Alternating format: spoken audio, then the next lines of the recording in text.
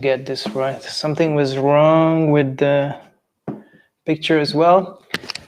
It says everything is fine, but who knows, man? I'll need to see if it's live or not. So we're gonna wait until I'm gonna pull up some news, and then what we're gonna talk about. It's gonna be okay. Pull up some news, and then what we're gonna talk about. It's gonna be okay. Pull up some. Looks like we are good. So my name is Coach G. I'm a personal trainer. If you don't know me, I'm working at PUG in Brighton Central in normal times, not war times. And I'm a strength and conditioning coach, personal trainer, nutrition coach, so the whole package. And obviously I do a lot of videos about, since the lockdown started, how to train at home, how to adjust your training program, your nutrition. So you can always find me on Instagram, which is in the video links below. If you are from Instagram, welcome here. It's a little different than Instagram, obviously, the YouTube community. So I hope you're gonna enjoy. We're gonna have two guests today. Charlie's gonna be at 2 p.m. So in about 15 minutes, I just need to send him an invite, and we're gonna talk about him, how has he adjusted his protocol, etc. And what's the future? How does 2021 look like in this restricted fitness industry, and what you can do about it, and pretty much, well, whatever we can touch on, we're gonna touch on. So it's gonna be around half an hour if he's okay with it. And then at 3 p.m. we're gonna have a Pilates teacher who is also my friend, Lara Lunetta from Italy. So you're gonna meet her, and she's gonna tell her story, how she became a Pilates teacher, what she see, how the things going in Italy, and how she adjusted her training and her clients' training in this era of fitness industry. So what I want to touch on, first of all, like we got an email from Pure Gym this week about the future, what they're planning to reopen, and the future of Pure Gym properly, or like this year, how we're gonna tackle this. So what is in the email is basically a reopening letter, like, hope everything is fine. But as what they anticipate when we're gonna open is, let me just read this up to you. So as probably you all seen the news at the government has announcement, they are hoping the school might return at the 8th of March. So in about 2-3 weeks time, they fingers crossed the schools are reopened here in the UK. If they do that, in the previous lockdown, when the last time they closed everything down in like March, and then when we started to reopen schools, they checked the R rate, which is like a rate like how the coronavirus spreads, how easily it spreads on person to person. And if if the R rate is fine, I think it's below 1 or something, then they're gonna start reopen the other sectors. So the last time they did this, they needed approximately 3 to 4 weeks to track the R rate, and then once they measure it, they're gonna start open up other sectors. So best case scenario, I mean, this is like a miracle scenario.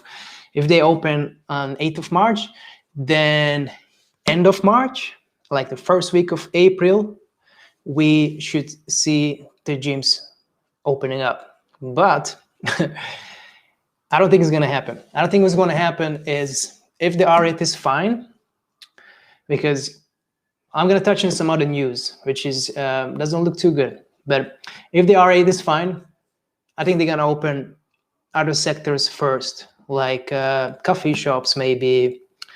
People can spend more money, and then somehow they put the gyms in the same sector as bars and restaurants are, which I don't really understand. Like, bars are and pubs not that important in the gym, as my opinion. Obviously, I'm biased. I'm a personal trainer, but put it a health sector together in a sector which is basically ruins your health, like alcohol and other drugs which you can take in a pub.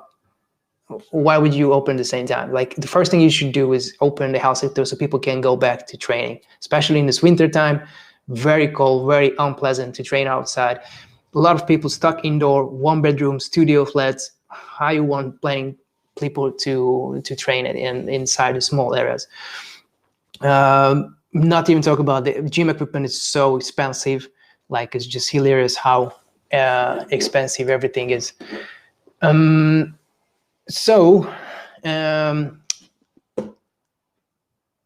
anyway, if they put it together with the same sector, like bars and restaurants, they're gonna be the last to reopen, I think. So me and Pure Gym as well, they are saying that the gym might not be the next group of restrictions to be lifted from after school.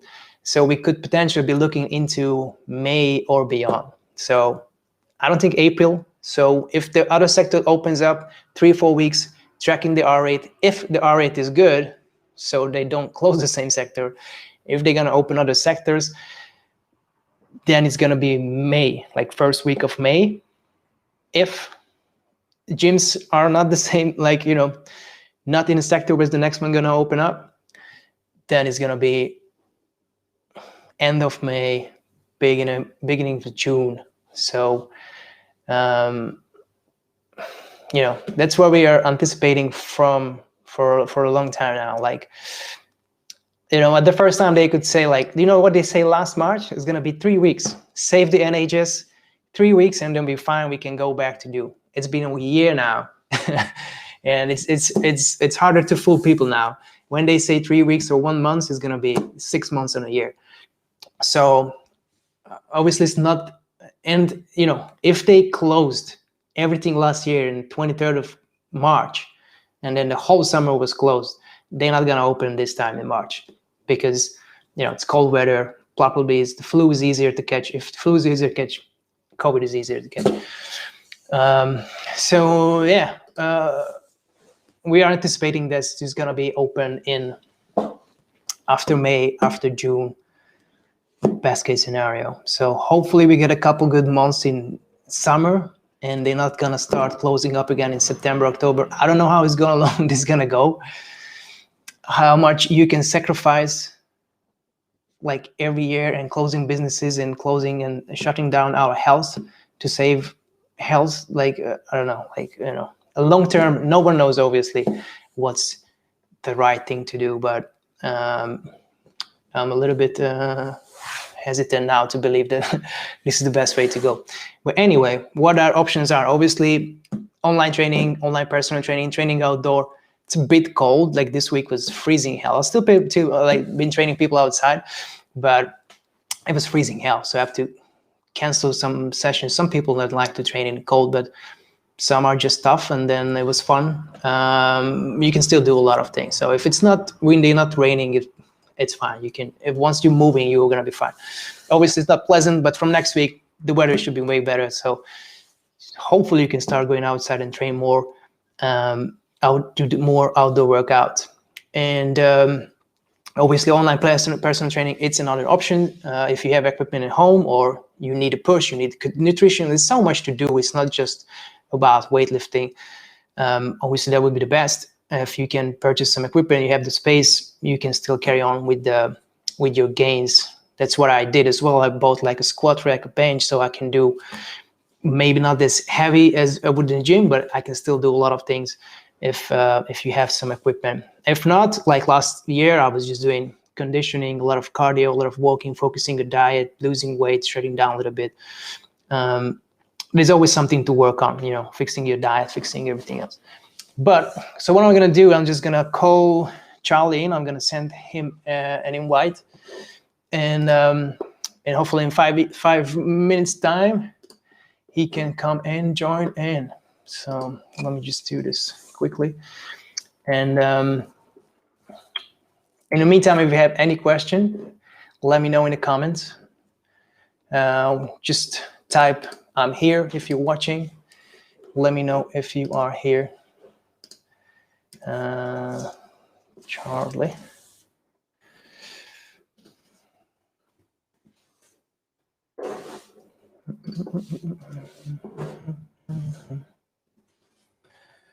Okay.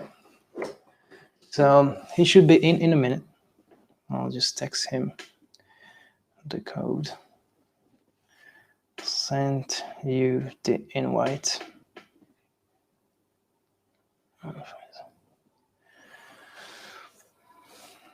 Press join.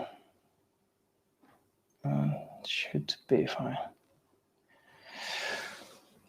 Okay. Hey girls. I see Elena is here. How are you, Elena? How are you doing? Let me know. Are you still training? Hope you're still training. You should have some weights at home. You should be okay doing it.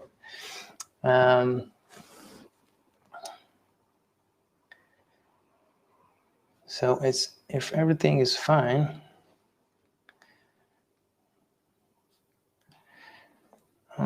Charlie should be here soon, and then we're gonna carry on the discussion. Hey, coach. I was testing myself. Okay, hopefully the sound is good, everything is fine, and then we're gonna carry on with Charlie. In the meantime, sorry, I'm just checking the messages. Just let me know if you have any questions, and if you have any questions to Charlie or what you want us to talk about, and we're gonna touch on that as well.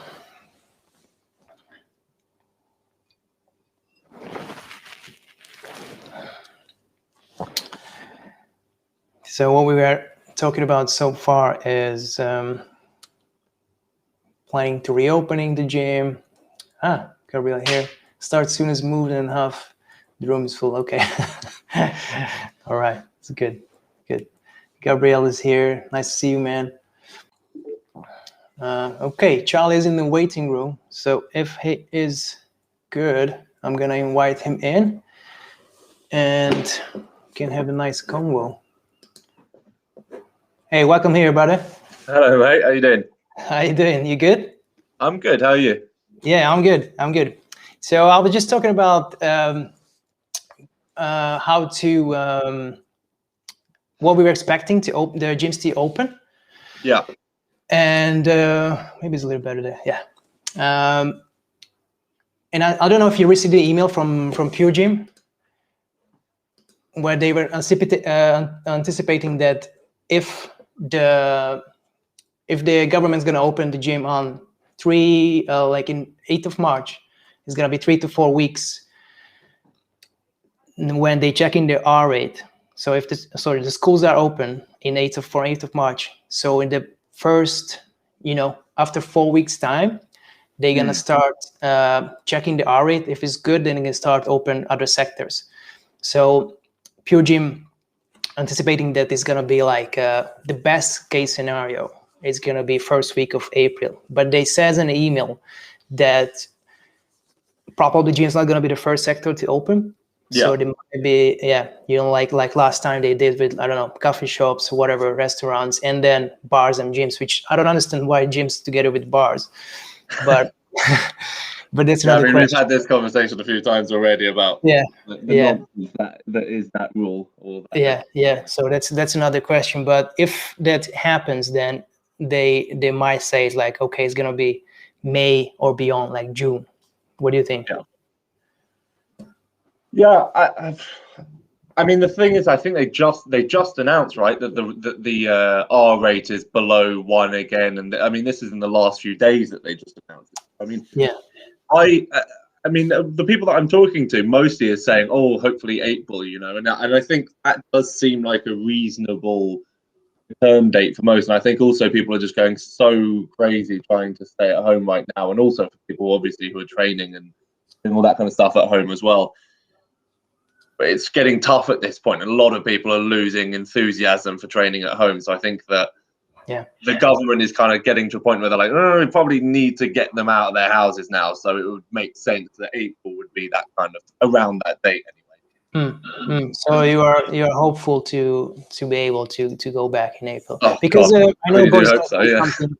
Yeah, I think Boris is gonna say something on 22nd, so next Monday.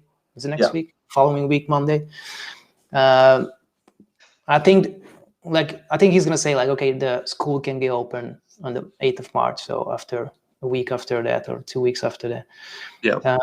And if that happens, then like I'm a little bit hopeful, because last time they brought up gyms on a ladder of this. If you're not in the UK, we had this like a tier system, 1, 2, 3, and then like 4, like every week just adjust like a new one. But originally, like tier 3 was the hardest, and they have to shut this like a local lockdown. But we managed to keep the gyms open on tier 3 as well. So the gym is still not essential, because obviously now it's closed, not like grocery stores. But it could be that it's moved up a ladder a little bit, so it's maybe it's able to reopen a little earlier. But I don't know. What do you think? Yeah, I mean, I just a few days ago, if not maybe a week or something, I just signed a petition by Pure Gym asking us to sign the petition. I don't know if you signed that one as well. I'd imagine you have. Yeah, which was, as soon as lockdown rules are lightened, then we should, or eased or whatever, then we should try to get the gyms open as quickly as possible. And that was a petition, I think, on the government website. And I think that kind of makes sense that should be the first thing that we go towards, is trying to get people fit again after this. Because, I mean, I don't even want to think about the obesity rates post-COVID lockdown, post this lockdown, Yeah. I think this is the point where, especially when it's winter and everything, it's cold, people are inside, people are doing nothing. I think people are just eating. So, yeah, hopefully it would be around then. Hopefully it would be. Yeah, I don't know if you saw this survey, but they did this survey about the lockdown, the first lockdown, and this one, and they at the moment it looks like that half of the UK population, which is 40%, are exercising less during the current lockdown than during the first in early 2020. And while it says 1 in 5 is watching TV, streaming films, and gaming more and moving less. Yeah, That's where we are now. Yeah. I mean, I was deadlifting yesterday in outside my house. Yeah. Because it's the only place I can deadlift. And I was just absolutely freezing my ass off, and I just looked up my weather app, and it said real feel, like the thing that basically says like what the temperature feels like, was -7 degrees. And I was just like, it's just like who's even pretending that anyone's training outside right now? It's just crazy to think that anyone would be training outside. And you're obviously massively limited by what you can do inside. Yeah. So yeah.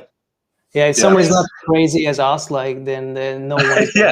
Yeah, the normal gym goer who's not like really driven towards like a specific goal, like a competition. Like I've got a strongman competition, like 6 months or something. So like I have to prepare for that. But if you're not preparing for something, the drive to get outside and like train properly with weights or whatever, it's just probably not going to be there for most people. I even know people who are incredibly dedicated, people who are massively dedicated to training, who aren't training at all as much as they typically would, just because it's like, where's the drive to do it? I don't have the equipment I typically have. I don't have, the will to do it. There's just no need to do it, so to speak. So it's tough. It's very tough, I think, for a lot of people. I'm kind of still managing it based on the fact that, I have very rigid programming around what I'm doing. So that kind of keeps me sane and keeps me doing it. But I think for a lot of people, they don't do that. They don't have that program. I wanted to try to touch on a little bit how you had to adjust your training, because obviously if you are in a gym, but it applies to everyone who is like a little bit more serious, like, okay, bringing up my bench press, bringing up my deadlift, my squat, big lifts, or they have specific goal. And now you don't have it. If you have a little bit of equipment, for example, like I cannot deadlift because I live in like a first floor, and then it's like, how can I do it here? I can bench, I can squat lighter, so I can adjust doing like like 6 to 12 reps rather than 1 to 5. It's a little bit more bodybuilding or whatever you call it. And so I can adjust that, but deadlift's coming off my program. So like I can do like, once every 2 weeks or something, like twice a month.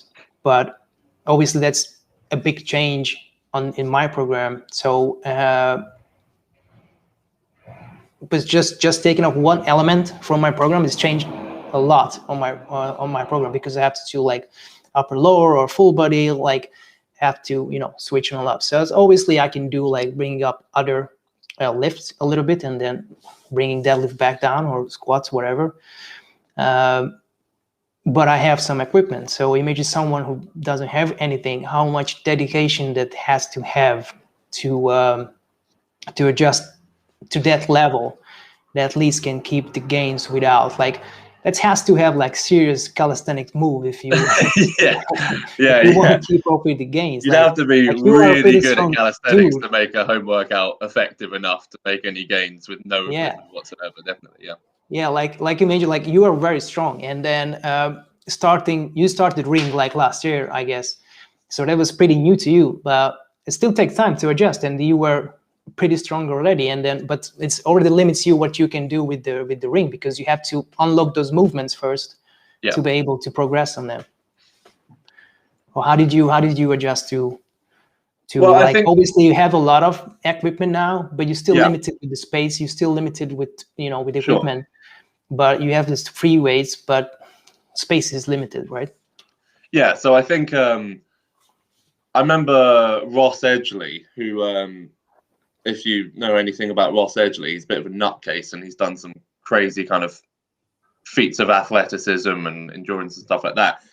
He tried to perceive lockdown. I think this might have been first lockdown. It might have been second lockdown. When he was talking about it, he was basically saying his goal during lockdown was to focus on something that he typically wouldn't focus on in the gym, and put emphasis on that so that he could get the most out of like a bit of a crap situation, basically. And I think he was talking about, building bulletproof shoulders, so to speak, and, having healthy shoulders and stronger shoulders than he typically has. And that meant that he was basically at home with much lighter weights, obviously, but doing lots of, external rotator exercises, lots of face pulls, lots of like, more rehab, prehab type movement. And I think that I've tried to implement that kind of same mentality a little bit, where it's like, well, I can't exactly deadlift like I typically would deadlift. I'd like to be deadlifting 240, 250, 260 or whatever, but I don't have the space. I don't have the plates for it, so I'm limited to a little bit less than that. So it's more a point of... Let me stop you there a little bit, and then you can carry on. As like, okay to build up. Yeah, I agree. It's okay to build up get more healthier, get the joints, ready. Like, it's a good opportunity, but how long you can do that? Like, if it happens in March, okay, like you have a month. Like, first, I'm gonna be honest. Like, the first time when they forced us to stop, like, my body just felt super good, because they didn't take break for like 5 years, and it was good. Like, felt like super, recovered. Everything was fine. But after like 3 weeks time, strength, you just feel like you're getting weaker. Yeah, absolutely. You're gonna be healthier, but at what cost? It's been, if they said 3 weeks, okay, I'm gonna use it to recuperate, get healthier joints, and then back to the gym. But it's been a year now, so how long you can do those? I mean, obviously, I'm trying to put a positive spin on a really crap situation, basically, in that, like, obviously that isn't a long-term viable solution to work on an issue that you have, an injury that you have, a weakness that you have, but I do think that it's still valid for a movement weakness that you might have, for example. So for myself, my weakness in my strongman events is anything that's overhead pressing, like, because I'm tall, I have quite long arms, pressing is not my strongest movement. So that's been my biggest focus. So it means that, yes, I've had to take some emphasis off of the deadlift, where I don't necessarily have the same kind of weights as I would like to have. But it's meant that with my 100 to 120 kilo press, I'm able to work a lot more with that, 3 times a week pressing. I'm able to do a lot more of that stuff, where typically if I were at the gym, I would only be doing that twice a week, because I'd have to put more emphasis on my other strongman events, more emphasis on the deadlift, more emphasis on, back movements and stuff like that, some of the heavier movements. So I think you can maybe change your programming a little bit so that you can make the most of what you have. But obviously, if you don't have anything, then that's going to be very difficult to do. And that's where I would really just try to push people towards, getting some kind of equipment. And I think that people who say they have no money at all for equipment, I'm like, well, do you? Because you kind of you're still getting Deliveroo or Uber Eats once a week. So I think you can probably get a couple of bands and a kettlebell, maybe, and that's already going to multiply massively what you can do at home. Yeah, that's good advice. Yeah, I was talking about before you came in, like the gym equipment prices just like doubled, tripled since last year. So it's I know it's hard to get equipment. It's not like I'll say like Mirror Fit is and Strength Shop, they didn't increase their price that much. I guess just the sheer material, like iron, cast iron and stuff, is getting more and more expensive. But they still pretty okay prices. I don't think it's like that expensive. So I'm not saying everyone should get like a squat rack or whatever, but they can pick up some plates or kettlebells or something if they have the good sources, and it's good for life. Like these things like, oh, it's just one once, but it's been a year and who knows how long this is gonna go. And then if you have a kettlebell, you always have a kettlebell. It's not just gonna be like a doorstop or something. I've insisted on that with all of my online clients. So all of my online clients that I'm training, obviously just doing their programming, doing their food and all that kind of stuff, all their nutrition. Like I've kind of insisted, like, you need something. So everyone's got a kettlebell or a dumbbell. But I think the kettlebell is such a great versatile tool. It's not necessarily something I use all the time personally, just because I have the barbells and I have the log and I have all of these different pieces of equipment that are maybe a little bit more applicable to what I do. But I think for general fitness, if you've got a kettlebell, even like a 12-kilo kettlebell, that's very scalable for most people. You're looking at anywhere from 70 to 100 quid for that kettlebell. But then you have that kettlebell, and then you're not subject to your environment as far as what you can and can't do. You can do a lot with a kettlebell. You can press, you can push, you can pull, you can squat. You can do a lot of things with it. And if you starting to get a little bit too comfortable with movements like the squat or whatever, start throwing in and learning how to do some of the more complex movements like a clean, like not necessarily a swing. Swing's a bit simple, but like a snatch, thrusters, all these different kind of movements that are a little bit more complex, and you can still add more layers to it. There's more things you can do. Definitely. I really like kettlebell. And you mentioned shoulder health and hip health and everything. Like the kettlebell is going to challenge if you're doing like overhead press, because just the weight distribution of the kettlebell, your shoulder has to be really stable to do basic stuff. So a 12-kilo kettlebell is going to feel like a 20-kilo dumbbell, for example. So it's going to feel way harder to press. And so you don't need much weight to do the same reps like you would do with dumbbells. And strength is different. It's relative what you can push overhead. So if someone said to push a kettlebell, you're going to be good better than a kettlebell press. And in the meantime, you said health, it's not just you building muscle, but you're building stability with kettlebells because it's just harder. It's it's an odd object, which you can talk about a lot because in strongman, there's a lot of odd objects to carry and push rather than just a straight barbell. You mentioned the circus dumbbell, it's something you cannot just replicate with a normal dumbbell, or the log, or Atlas stone, the caskets, Atlas stone, so many weird objects which you could easily squat, 150 kilos, but pick up 150 kilo Atlas stone.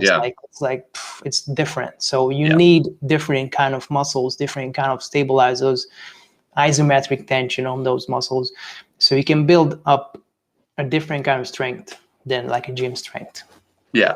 I think I've picked the worst sport possible to be in because obviously it is very general in what you need. As you're saying, I typically, if I were not at home, I would be doing a yoke walk or a farmer's walk or a Conan wheel you know, some kind of movement like that, you know, not necessarily an actual cone and wheel, but like a Zerka carry kind of thing, and Atlas stones or a sandbag, and, you know, and a circus dumbbell, and all like axle press, all these different, like, very weird kind of different movements to what you're used to seeing in a normal gym. It does mean that I've had to modify quite a lot what I'm doing. I mean, as I was saying, like, I can't obviously do Atlas stone right now, so that's just how it is. I can't put a 120 kilo Atlas stone in my living room unless I want my neighbors downstairs to die, you know. So I'm just gonna have to make do with what I have, do as much pressing, do as much back work to, you know, if I can strengthen the musculature that is involved with those movements, then at least I'm doing something towards getting a stronger, you know, Atlas stone carry or whatever, you know. Yeah. I want to a little bit touching on, like, what would you suggest for, like, you know, a regular gym goer who's like not like us, doesn't know much about exercise? He knows the basic lift, like machines, you know, machine shoulder press, Smith machine stuff. So he's been going in the gym, but using more machines or assisted lift than free weights. And even if they could get like a free weight stuff, a couple dumbbells, for example, but doesn't have the machines, and they really just want to lift weights, so they don't want to like run or something. What would you suggest for those people? Because I guess those are the people who are the 40% in this new survey where they don't do anything. Because if they're not in the gym, if they don't do it on a treadmill, if they don't go in a class, or they don't go like a spin class, or they don't do the basic machines in the corner, then they don't do anything. Sure. So is this these hypothetical people, are they using like a light dumbbell or something? Is this what you mean? Like, is it maybe these they people who have a dumbbell, like, for example, or nothing at all? Maybe they, like, you know, in March or like a couple of months later, they were purchasing a couple dumbbells, but obviously they're slacking off now, because that's the new survey says, like, this lockdown, 40% of the UK population is like doesn't do anything. But and then it's based on the previous lockdown, which is like the previous lockdown people still was doing something. And now they don't do anything now. off. So something changed. I guess mainly the weather. I guess maybe the holiday season is extending. But I think it's also, just without being too negative, I think there's also a sense of, you know, people are kind of giving up hope, so to speak, where they're kind of just like, this is just never going to end. What's the point? I'm not going to keep trying because what's the point of training because I'm going to keep on, you know, being put back into my house where I can't train properly, etc., etc. I do think, though, that those people who are giving up hope on training, I think that they're, you know, we've spoken about this before, but I think if you have programming, if you have a plan to what you're doing, that's probably, in my opinion, the most important thing that you could do in order to see improvement. Now, that could be with weights or nothing. Like, you know, when I first came into first lockdown, I had like literally nothing. I think I had a couple bands, if that, and they were very skinny light bands. So I was just doing press ups, I was doing dips, I was finding, you know, goalposts to do pull ups off of, you know, body weight squats, lunges, Bulgarian split squats, all these very simple body weight movements that you can do at home with no weight whatsoever. I think that's already going to make a bit of a difference. And the main thing is, even if it's just that, even if you have no dumbbells or anything, just being able to scale that is what's, I think, for most people, going to give them the drive to continue moving and to continue doing stuff. I think if you don't have that drive, it's mostly just because it's like, well, what am I going to do today? I guess I'll do some squats. I'll do some bodyweight squats. Or I'll do some bridges or whatever. And it's just kind of like, why? You have a plan so that you can think, okay, even if it's crap, I'm still doing, you know, 10 more hip thrusts than I could do before, 10 more squat jumps than I could do before, whatever. So these things are scalable, but I think that people just need to try and think as far as their breakdown of what they should be doing at home. If they have a weight, for example, if they do have a light dumbbell or whatever, they should be working the movement patterns of like the simple movement patterns of, if they've got a dumbbell, they should be pressing, they should be pulling, they should be squatting in some form. You know, they should be doing some kind of unilateral movement with something like a Bulgarian split squat or just a split squat, whatever, a lunge of some kind. You know, these very, very simple movements, if they can integrate that into planning and they can scale it and they can bring it up with time, then the drive to train will be a lot better at home, I think. Okay, yeah. It's already it's already like a hard time. Usually when every year when the gyms open, January is like usually the most desperate times. I don't know how to say that. Obviously, that most when people want to start a gym or changing their life, changing their habits, that it's usually the most busiest time in the gym, and because they don't have that access. And yes, we know like 50 or 80% of the people don't make it anyway to March because they give up because they have crazy expectation when you start a gym. But still the 20, I don't know, 20, 30, 40% who push it through and made it by April, maybe hire a personal trainer and then he understands training better, understands what he does do, and they change their life.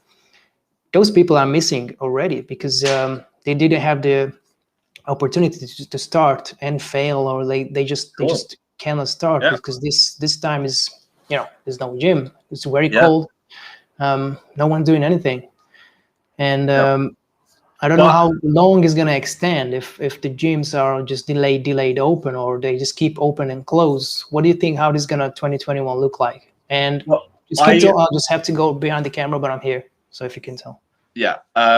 I just think that I'm here. The priority for the government should obviously be that we reopen gyms as quickly as possible. I think if in April we were able to reopen the gyms, I think that the likelihood of us closing back again is going to be relatively low because, the vaccine is being brought out now. And I think that without getting too political with it, I think that a good majority of the country is probably going to not accept another full lockdown, because it's just in the sense of, I think there would genuinely be probably protests in the streets if there was another lockdown, because I think everyone's getting to a point of, they can't deal with it anymore. Obviously, mental health is at an all-time low as well, as far as how people are doing. People are very much struggling right now. I just think that obviously it should be a priority that gyms reopen as quickly as possible. But I think, and I hope, if they open in April, that they will stay open until, forever, hopefully, that they don't close down again.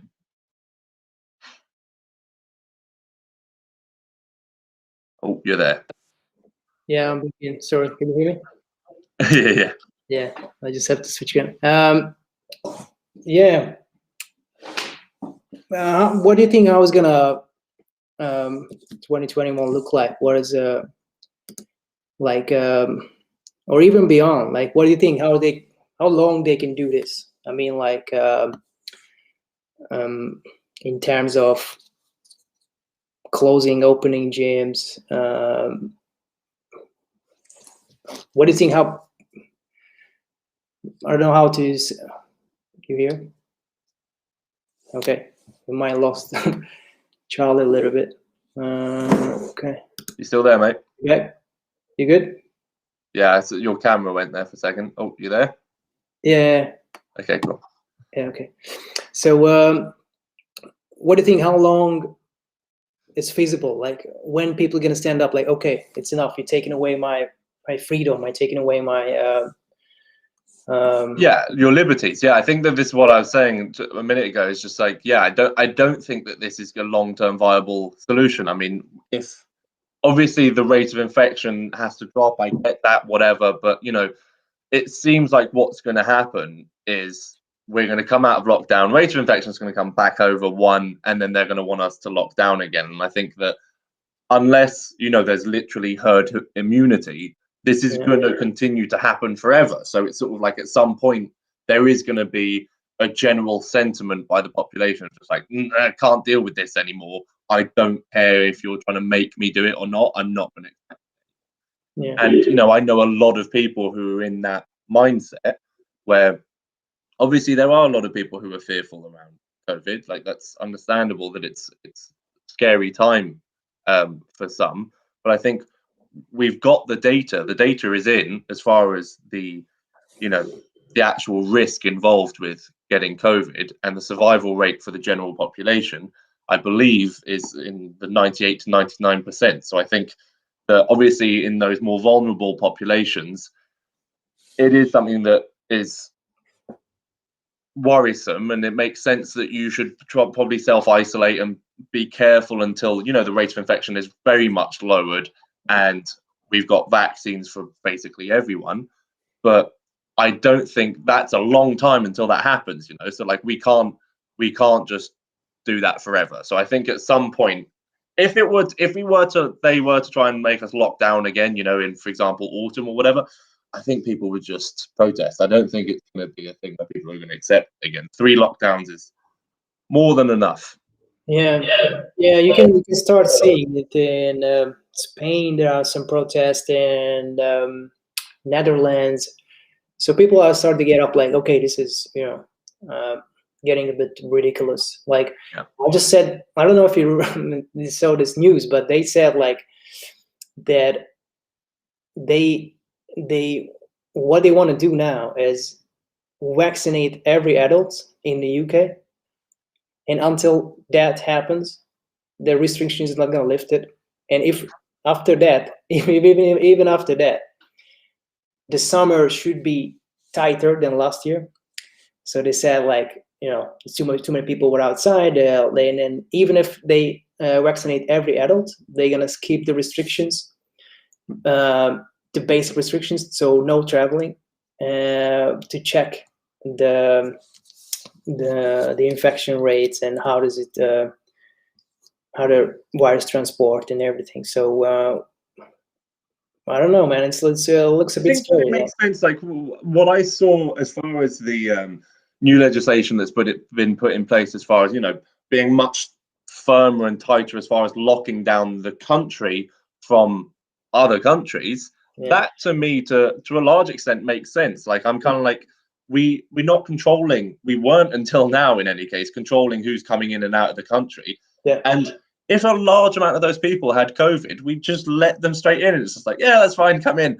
And that was kind of, to me, a little bit crazy, because it's like, well, if we're so worried about the infection rate and we're so worried about the virus, then why on earth would we just let people randomly into the country? I think if we can control the borders a little bit better, control whether people are coming in and whether they're being tested properly if and when they come into the country, that's going to substantially, reduce the level of infection. I think New Zealand is a very good example of that, where, they locked down hard and early, and they put in very strict, regulations around coming into the country and being tested when you come into the country. And that makes sense in this current climate.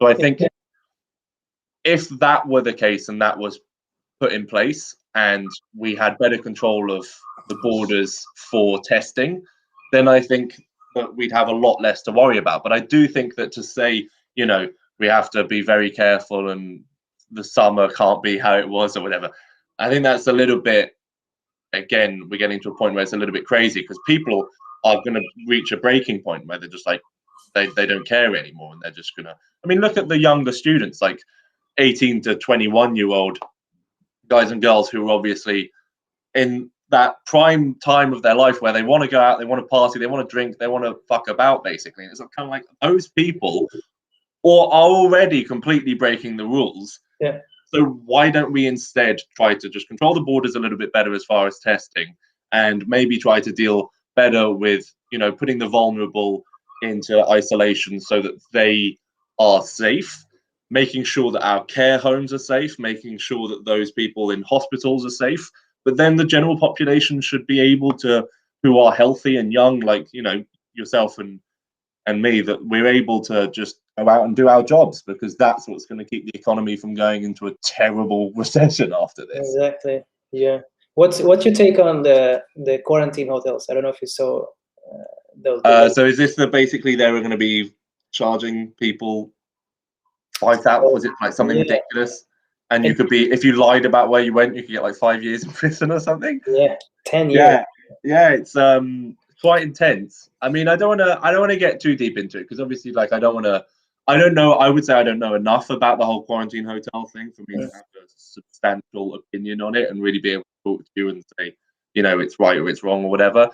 I do think though that those, you know, I've got friends who are influencers. I'm not trying to, you know, shit on them or whatever, but those people that I know who are traveling from Dubai and places like that and coming back and they weren't getting tests or whatever, I think that it'd probably be a good idea that they get isolated immediately after arriving into the country. Now, cost of the hotel and all that kind of stuff, and you know, charging them ridiculous amounts, that's maybe a bit ridiculous. I think maybe it should just be a question of you have to isolate. We will check on whether or not you're isolating, but you know, we're not going to like charge you $2,000 or whatever for it. That's just a bit absurd. They also force you to take the 3-day test rather than the 1 or a couple hour test, so they can keep you in the hotel longer. So what you have to do is when you arrive, you have to take a test. So the minimum day what you're going to spend in a hotel is 3 days. And if you are negative, I think you can go out. But if not, you have to stay for 10 days or do another test, which is going to be like 3 days again. So it's almost looking up like 9 days or whatever. Yeah. But what they could use, like, I think they charge you if you use the 3-day test, like a treason or something. Like you cannot take the 3-hour test or whatever, the fastest one. Sure. You have to do the 3 days one, so they can keep you in a hotel for longer, which is pretty weird. But you have to put in like, okay, these are the people who are coming from countries from the red list or whatever. So they are like basically like South America and Africa and a couple other countries. But I think if you travel from Europe, you're fine. And I'm the one I don't understand is if you live here, why cannot you isolate in your own home? Why you have to stay in a hotel? Because if someone is coming here like for a holiday or that doesn't live here, like, okay, that's an option. You know, it's an expensive option, but at least you and everyone else safe. But yeah. Well, I think the idea is control over your movement. And I think if you're in a hotel, they can control your movements better. Whereas if you're at home, who's to say that you're not just going to break isolation rules, obviously. I think, but this is the whole thing. This is why it's so complicated, is because it's, you know, how many times have you heard now, you know, someone saying, oh yeah, you got tested and you were fine, but that doesn't mean that you didn't step out the door and then catch it 2 seconds later when someone coughed on you, kind of thing. And you know, like this is the rhetoric that we're hearing now, is that everyone around us is dangerous and that we should be afraid. And I'm definitely not in support of that. I think it's a terrible mindset to have for young people going forward, is to think that everyone around you can kill you, basically. And, you know, we need at some point to get out of this state so that we can, you know, go back to normal. I think when you hear all these slogans of back better and all these kind of, you know, all these things where it's sort of like, you know, the new normal kind of thing. It's like, we don't want a new normal. We want to go back to how it was. Yeah. Let's do everything we can to fix the situation, obviously. Let's be reasonable with regulations around isolation and the vulnerable. But at this point, we have to get the younger, healthier generation out and working again if we want to avoid the secondary effects of a recession, the suicide rates, the unhealthiness of people who are just going to be at home, not doing anything, obesity increasing, suicide increasing. You know, all these things are going to be inevitable if we don't get going again, you know? Okay, definitely. Okay, last thoughts. How do you see the future of the fitness industry, and what's your plan for 2021? The future of the fitness industry. I think that this situation, COVID, I think, has changed people's perspective on how they need to be training. And I think that it means that, you know, a lot of people like myself have invested a lot more in home gyms, and it's shown the importance of having stuff at home, because you now don't have the option of going to a gym. So I think that we're going to see, even in Britain, which is not a place really known for it, much less like the US, where it's much more common in the US, I think there's going to be a lot more home gyms being built. I think that we're going to see a return back into your home for training. and there's going to be more of a dedication for people to like their own space within their home to train. Because, you know, places like Pure Gym, they cater to millions of people, but if it's closed, what's the point? And I think, obviously, you know, I love Pure Gym. I love the fact that I can train my people there and everything, but I think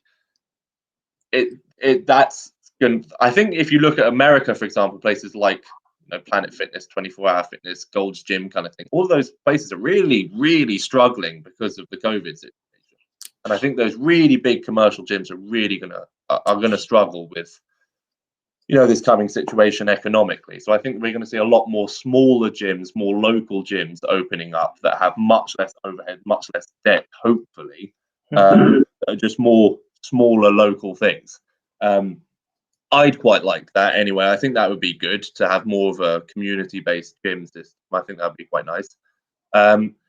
Yeah, so that's kind of what I think will happen with the fitness industry potentially. Personally, what's happening for 2021 is obviously I have a competition in July, which is going to be Lancing Strongest Man again. And if I do well at that, I'm hoping next year, so 2022, to be competing in the Southern qualifiers, which would then give me a spot at England's Strongest Man in the 105 category. So that's really my goals for this next year and the coming year after that as well. So it's all going to be strongman basically, with hopefully some Atlas Stone training that I can do. Okay, good. Thanks, Ben. Where can people find you, and what can you offer nowadays for people who want some training from you? So I've just recently set up my website, years into being a personal trainer, so a bit late to the game, but I've started writing blog posts and stuff like that, so you can go have a read of them. That's cjpstrengthtraining.com. I'm also going under the name CJP Strength Training on Instagram and TikTok as well. And yeah, as far as what I can offer, I mean, obviously PT is a bit of a problem right now, but what I am doing is I am renting kit out to people who would like to use my equipment, because as we were saying, obviously a lot of people can't afford necessarily a lot of kit. I do have bars, I have logs, I have, you know, 200 and a bit kilo of plates. So, you know, I've got enough stuff to get some work done. So I'm renting out some kit, and obviously I'm still available for online programming and planning and nutrition and all that kind of stuff. So if you do want to keep on training at home, I am available for PT from online. Yeah. Okay, great. I'm going to leave everything in the description. You can check out Charlie's website and Instagram. Thanks. Hey, thank you very much, brother. I'm going to let you go now. Thank you, mate. Have a good day. Thank you very much. See you later. Bye. Okay, so that was intense. I'm going to grab some water, try to fix my camera, and I'll be back in about 2 minutes. Go have a drink something, and I'll be back in 2 seconds.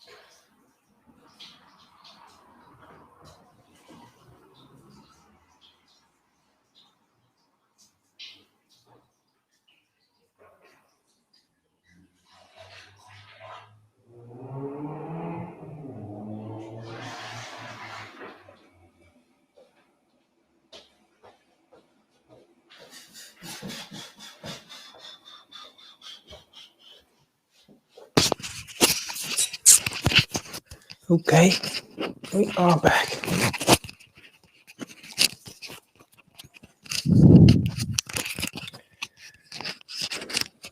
So,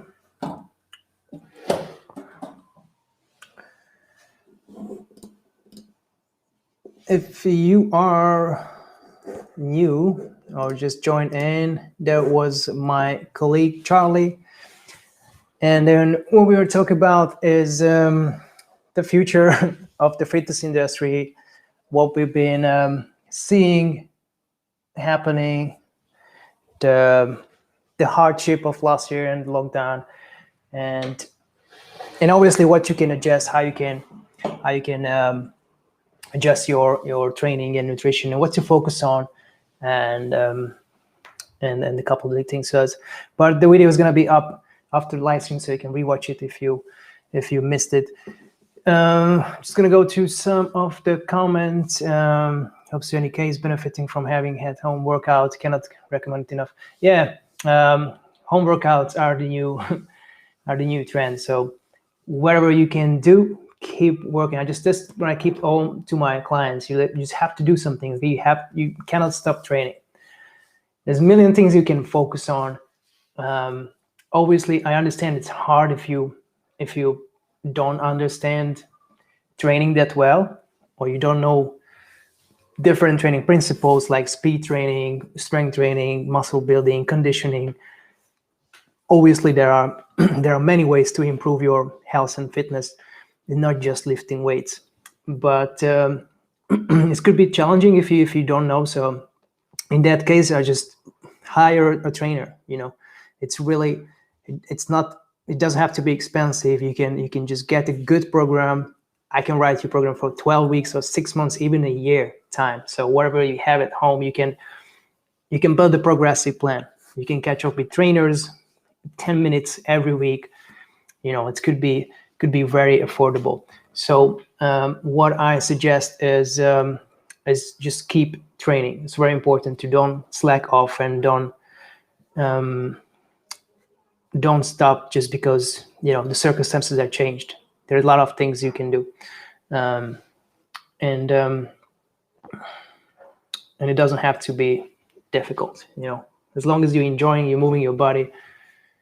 You can stop lifting weight for 2 years. If you're lifting weight for 50 years, then what is 2 years in 50 years? It's nothing. People get injured, people get, getting kids, something coming away. It's not always gonna be less easy. The circumstances are changing. You can always keep up and doing something for your health, for your fitness. So I suggest don't keep your head up. If you don't have the weights, it's fine. There's a million things you can do, and that's where I'm gonna come in with Pilates, because our next guest is gonna be a Pilates teacher who is focusing on super focused on health, joint health, and feeling really good and feeling really healthy. So it's really health perspective, which is not really my niche. As always, I'm performance based, getting stronger, getting faster, jump higher, more like athletic training. And then to be able to do that, you have to sacrifice health. Obviously, I want to keep everyone as healthy as possible. That you're gonna be sore. There's gonna be time when your knee hurts or something, so you have to adjust all the time. But Lara Lunetta, who's gonna be the next guest, who's gonna explain her perspective and her teaching method, how Pilates can be a good addition to your training if you want to stay healthy. Just gives one more couple comments here. Even if days my performance is not the best, because I'm not telling so good, I'm still feeling much better in the end of the session than if had it. Yeah, exercise is it has an effect on your energy system. So if you just doing for health, you have to stop the exercise when you feel good. You shouldn't train over fatigue that you're not feeling any good and it's just hard. Training is getting hard, because that's just That's where your muscles start to break down. It's good if you want to build muscle and getting stronger, because then you can recover and become stronger. So you have to break down your muscle.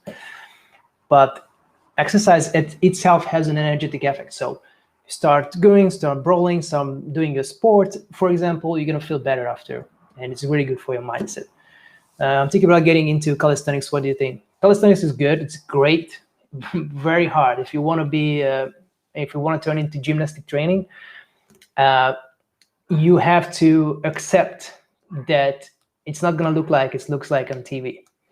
Or looks like in video. So calisthenics is really hard. You have to start very early to get successful in gymnastics. Calisthenics is gymnastics. So if you want to be better in ring movements or ropes or any kind of addition to your training, like bars, pull-ups, and just you have to accept that you have to start from the very, very beginning, get basic human strength, like pulling and pushing yourself up. Your joint is gonna feel like hell because it's just very hard, very movements which we don't really do anywhere, because gym is very safe. Like people think like gym is hard. Like gym is the safest environment you can get if you're doing a sport. Everything is controlled. You can control how much you lift. You control where they push the weight. You can sit in the machine, it's only go one way. If you get in a ball or something is chasing you, like someone is chasing, it's like a football or something, or basketball, someone trying to get the ball, you never know what's going to happen in the next second. You have to turn here, you need to change direction, can cause a million injuries. And then you have to be ready to be able to do whatever. Calisthenics is kind of somewhere in the middle. It's obviously the bars are fixed position, rings are harder, but to be able to move your body around, you need to, I would suggest just get the basic on the floor. So like floor-based gymnast exercises like handstand, headstand, flips, rollovers, stuff like this. And once you know how to fall, how to use your body where you are in the space all the time, then you can progress to pull-ups, push-ups on the bar, maybe learning the muscle up. But if there is 5 level or 7 level from calisthenics or gymnastics, from A to F, like A, B, C, D, E, F, and F is like Olympic level moves. Don't have to be an Olympic athlete, but do the same movement. Then you shouldn't be expected to be better than B. Like A and B it's already good for most most people. Like I would never expect when I start calisthenics, I'm gonna be able to unlock like an F level movement, like holding yourself in the ring without moving, or doing like a front level on the ring or something like that. It might take years, It obviously depends if you are super athletic and everything. Like everything is easier. But yeah, it can be very hard. So I think calisthenics is great, especially in this time of year when you don't need anything, just a bar. But other than it can be very hard. But let me know what you think. What's your plan? And I'm gonna just in the meantime, when you're writing just give me some comments if you want me to talk about. I'm just gonna send an invite to the next guest. Lara is going to come in 10 minutes. So if you want to hear about Pilates or you're interested in that, then she's going to come in about 10 minutes, 3 p.m. And then you can ask her questions. So if you want to shoot some questions for her, then she's going to be here soon. In the meantime, I'm going to go into to talk about some of the news what we have today, because there are some issues I want to go over. For example, when we talk about Charles is in the UK, they might not do out after summer, mainly for traveling, but I wouldn't be surprised if it would be different for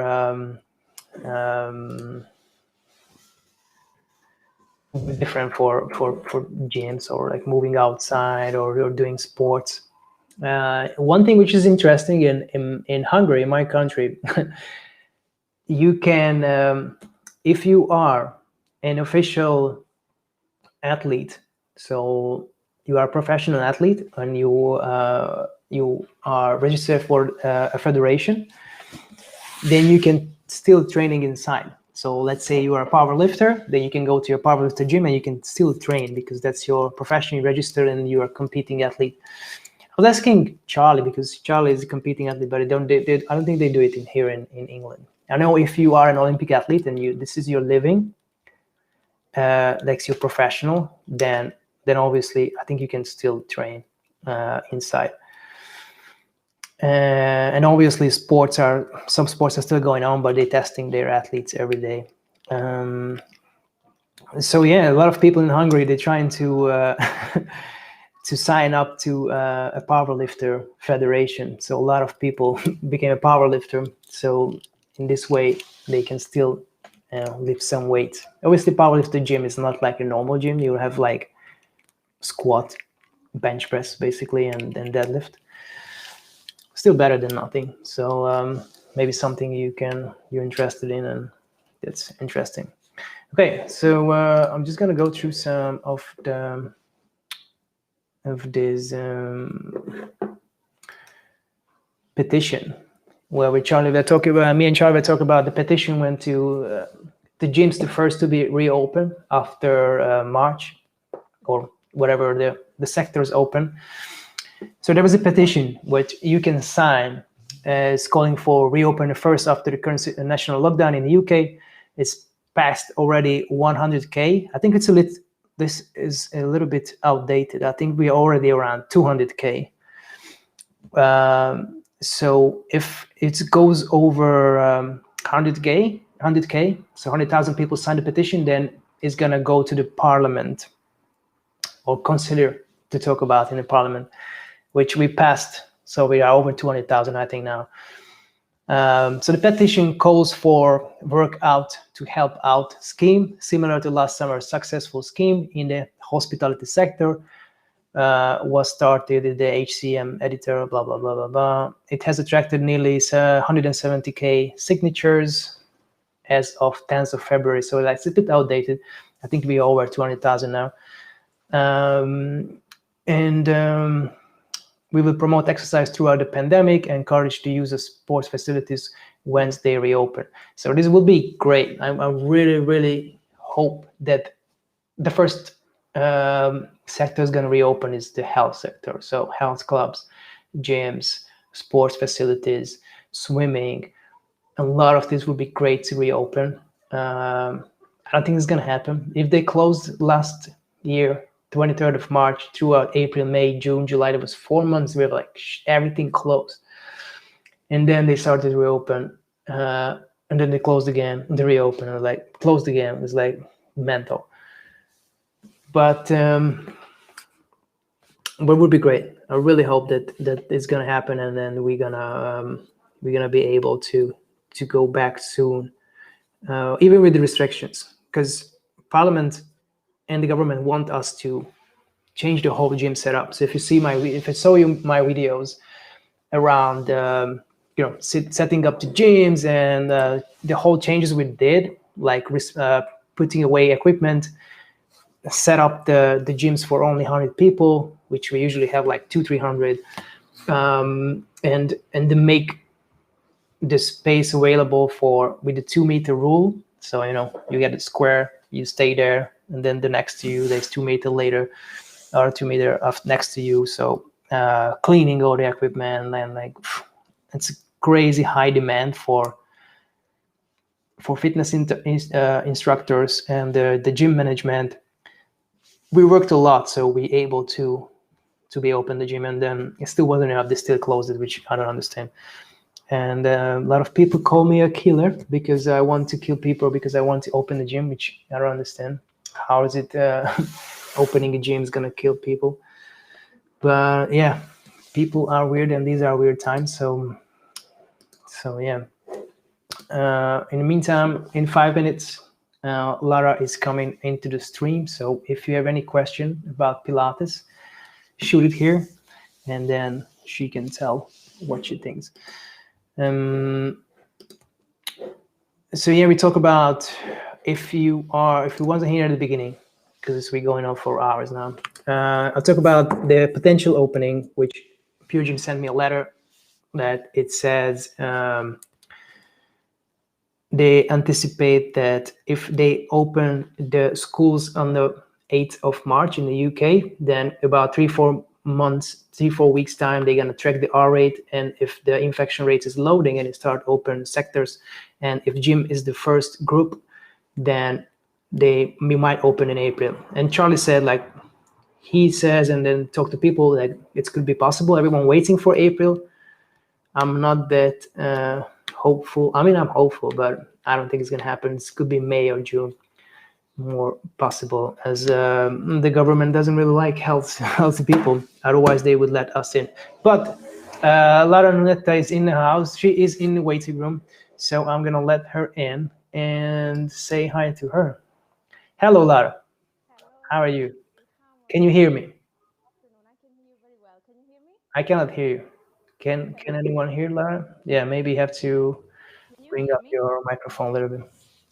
Yeah, can you hear me? No? I can hear something, but I think it's just really a little bit better. Maybe increase the. It's the maximum. I can hear you properly. Okay. Okay, I can hear you a little bit more. Yes? Okay. Yeah, that's good now. Hello, Lara. How are you? I'm very well, thank you. Yeah? How it can be right now, of course. How are you? Hey, you can read the comments on the side. So Elena says, "Hi, Lara." Yes, And, hi, Elena. Yes, I you can read see it. some comments there. Hi, everybody, whoever is listening anyway. Yeah. Lara, a little bit tell us, introduce yourself. I told already some people who you are a little bit, but I want you to tell everyone introduce yourself. Who are you? Where are you based?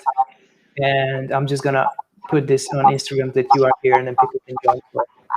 Yes, so my name is Lara Lunetta, and I'm a Pilates teacher.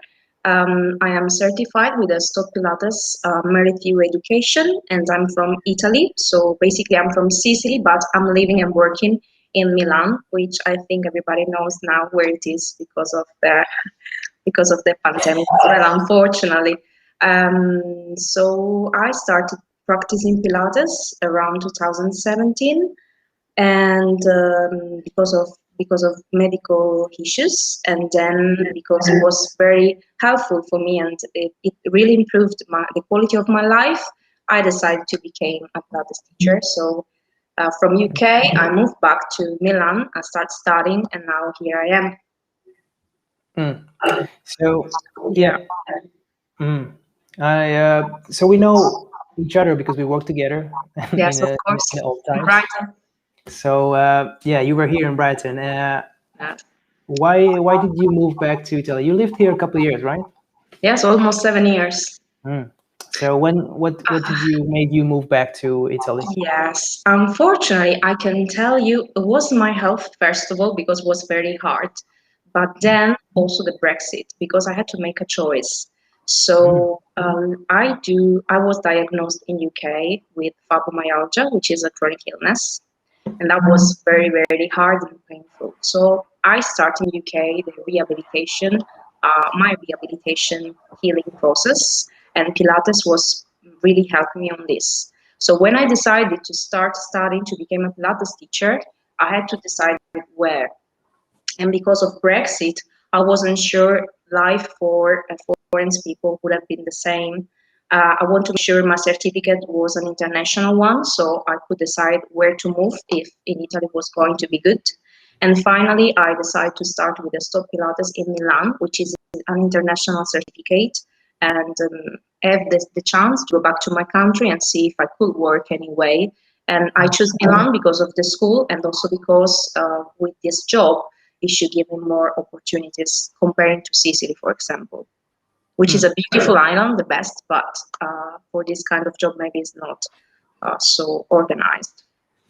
Interesting. Okay, and just tell me more about the condition you have and why Pilates. How did Pilates? You started Pilates on yourself, like you go to.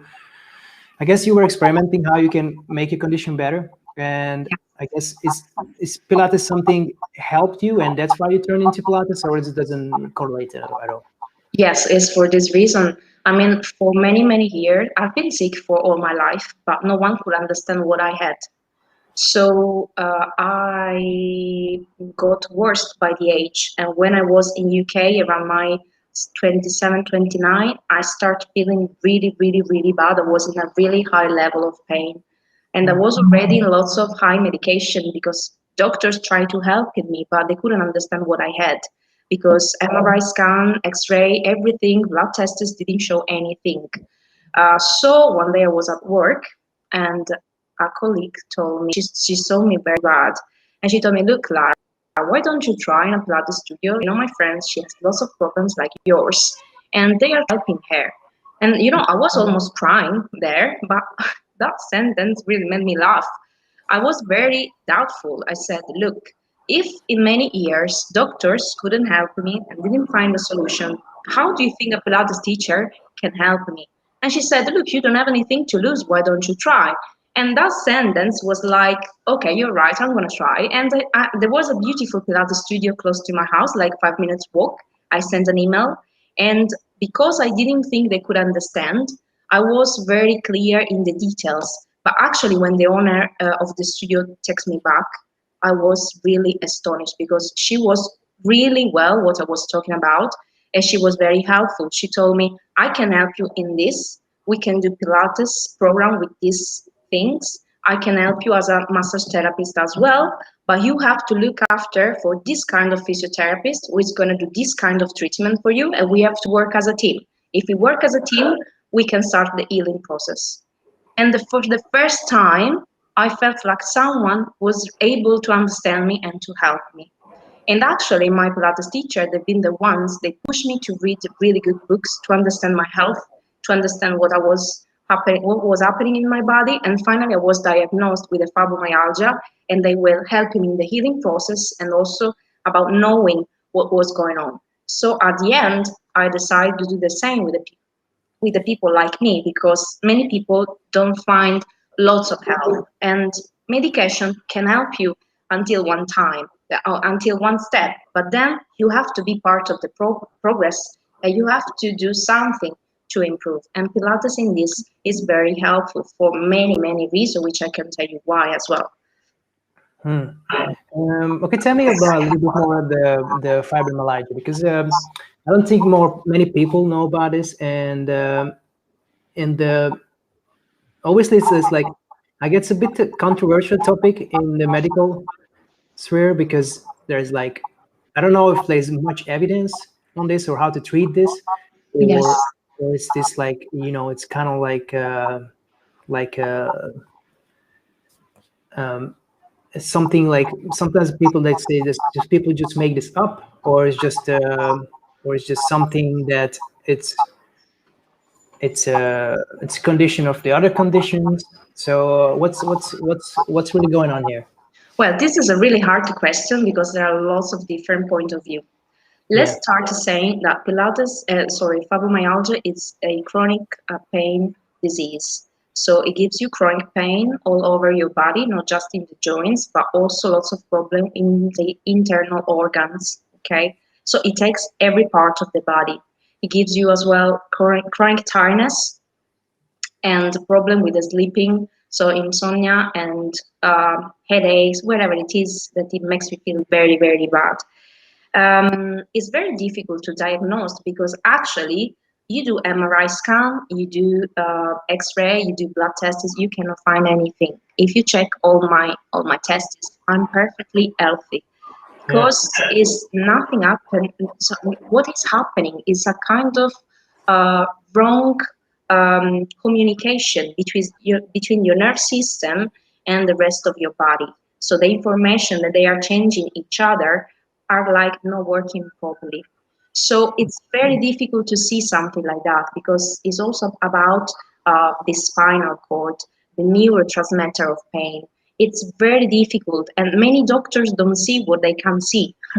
Don't believe in what they can't see. So that's the reason why for all my life I heard like, you're healthy, you don't have problem, you have mental problem, you have to go to the psychologist, because many doctors didn't believe I was sick.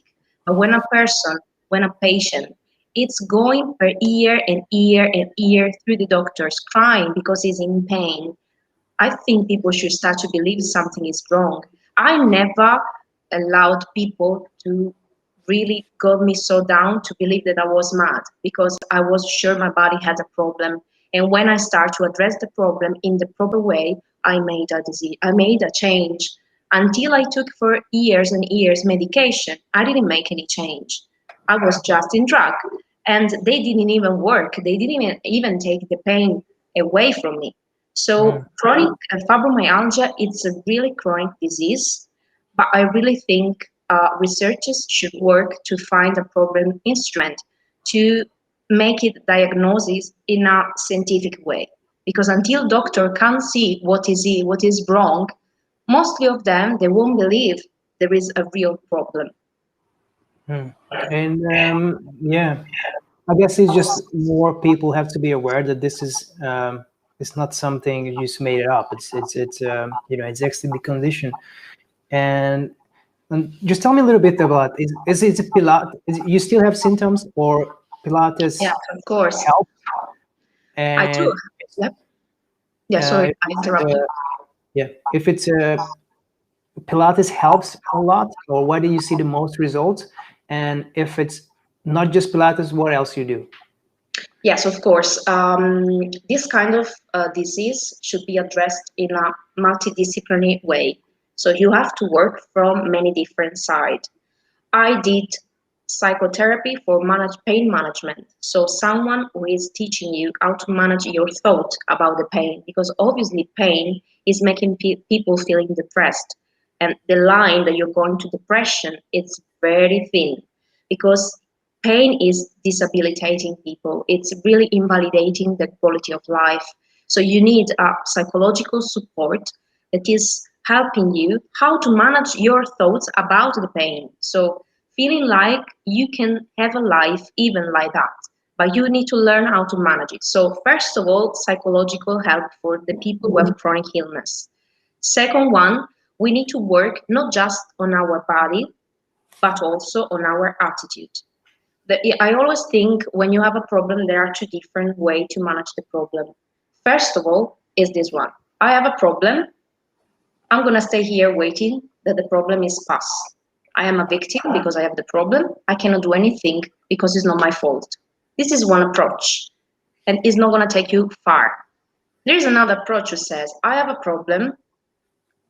I will do my best to find a solution, to find something that is going to help. I want to fix it. And even if I cannot fix it, I want to do something to improve my condition.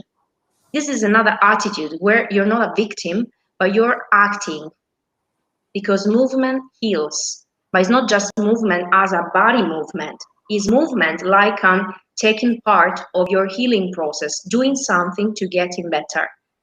This is very important, the pain management with fibromyalgia as well. Then going back to what technically has been useful for me, has been Pilates, has been physiotherapy, but the specific one for the problem I mostly have in that time, and my fascial release massage.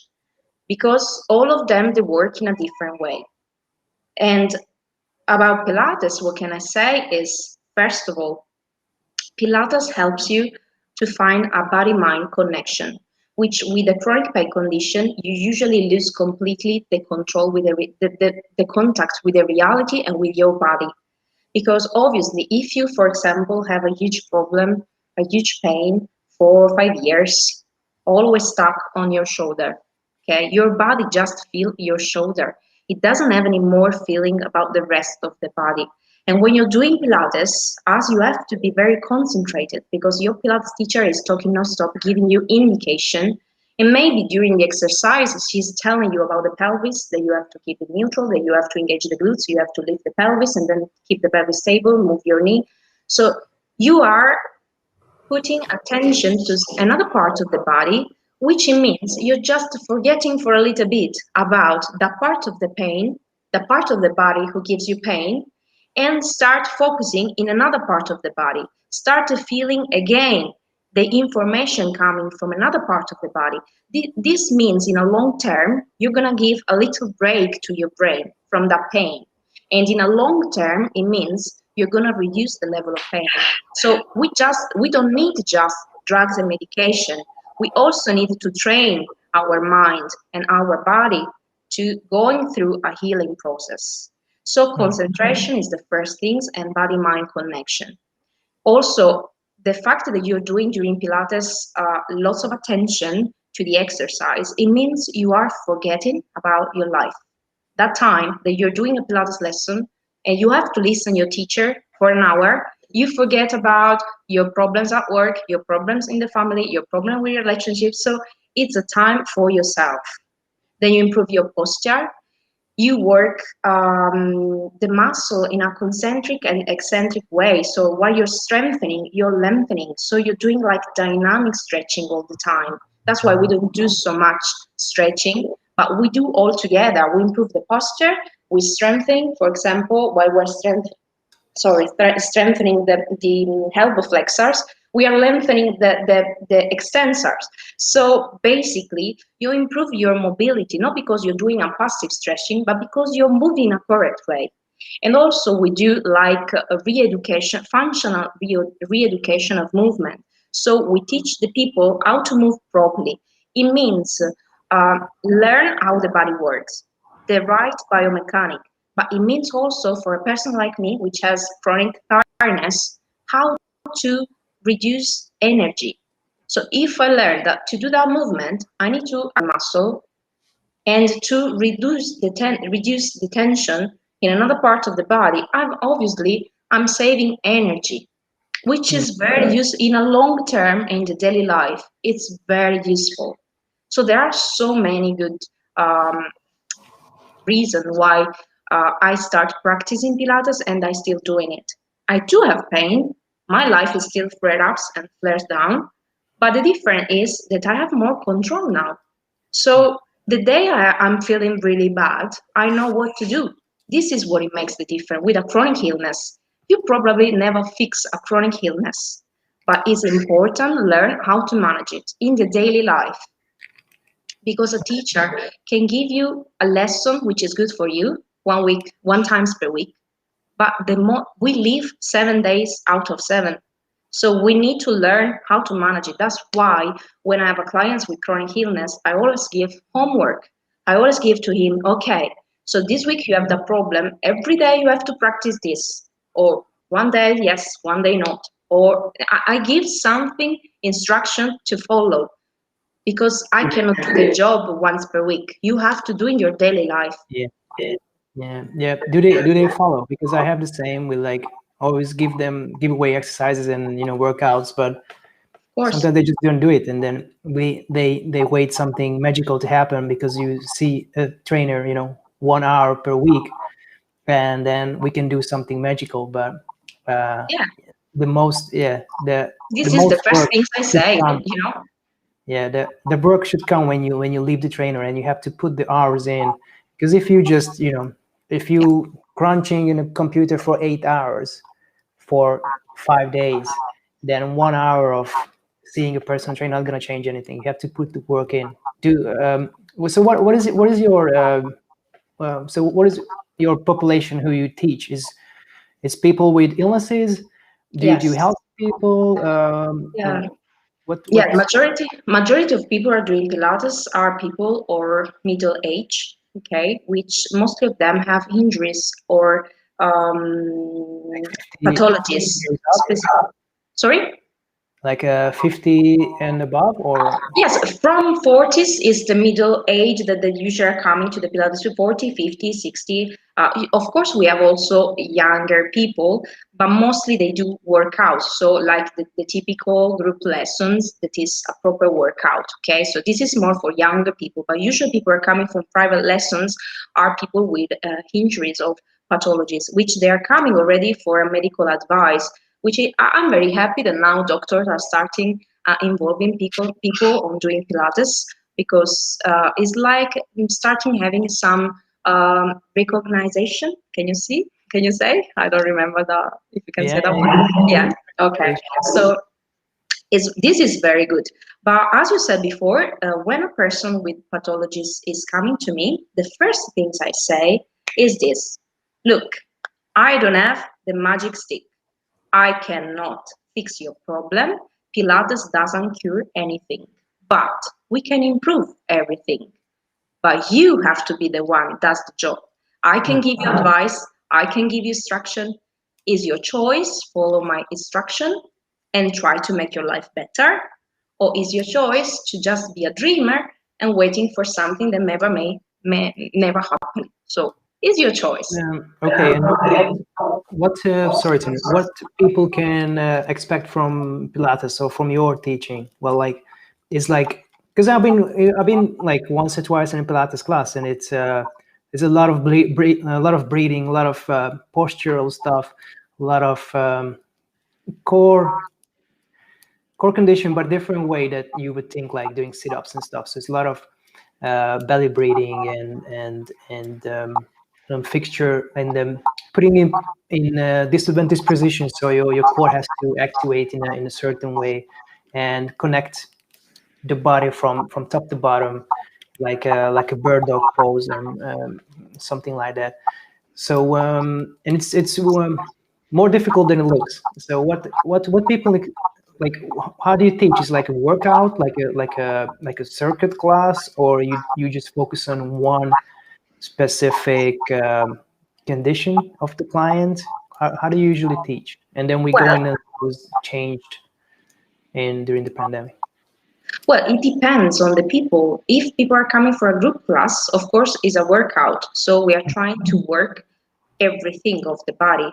And Pilates has hundreds of exercises from any level. So you can start from any level, like essential, intermediate, advanced, making exercise always more difficult to challenge people in many different ways. For sure, Pilates, it really is strengthening the body, especially the core muscle and the trunk. And it's very good to work the really small muscle around the spine, which is really making a difference on the posture, on the balance, on the stability of the body. But if a person is coming for private lesson, it always depends on the goals that we need to achieve. It depends on the kind of pathology you has.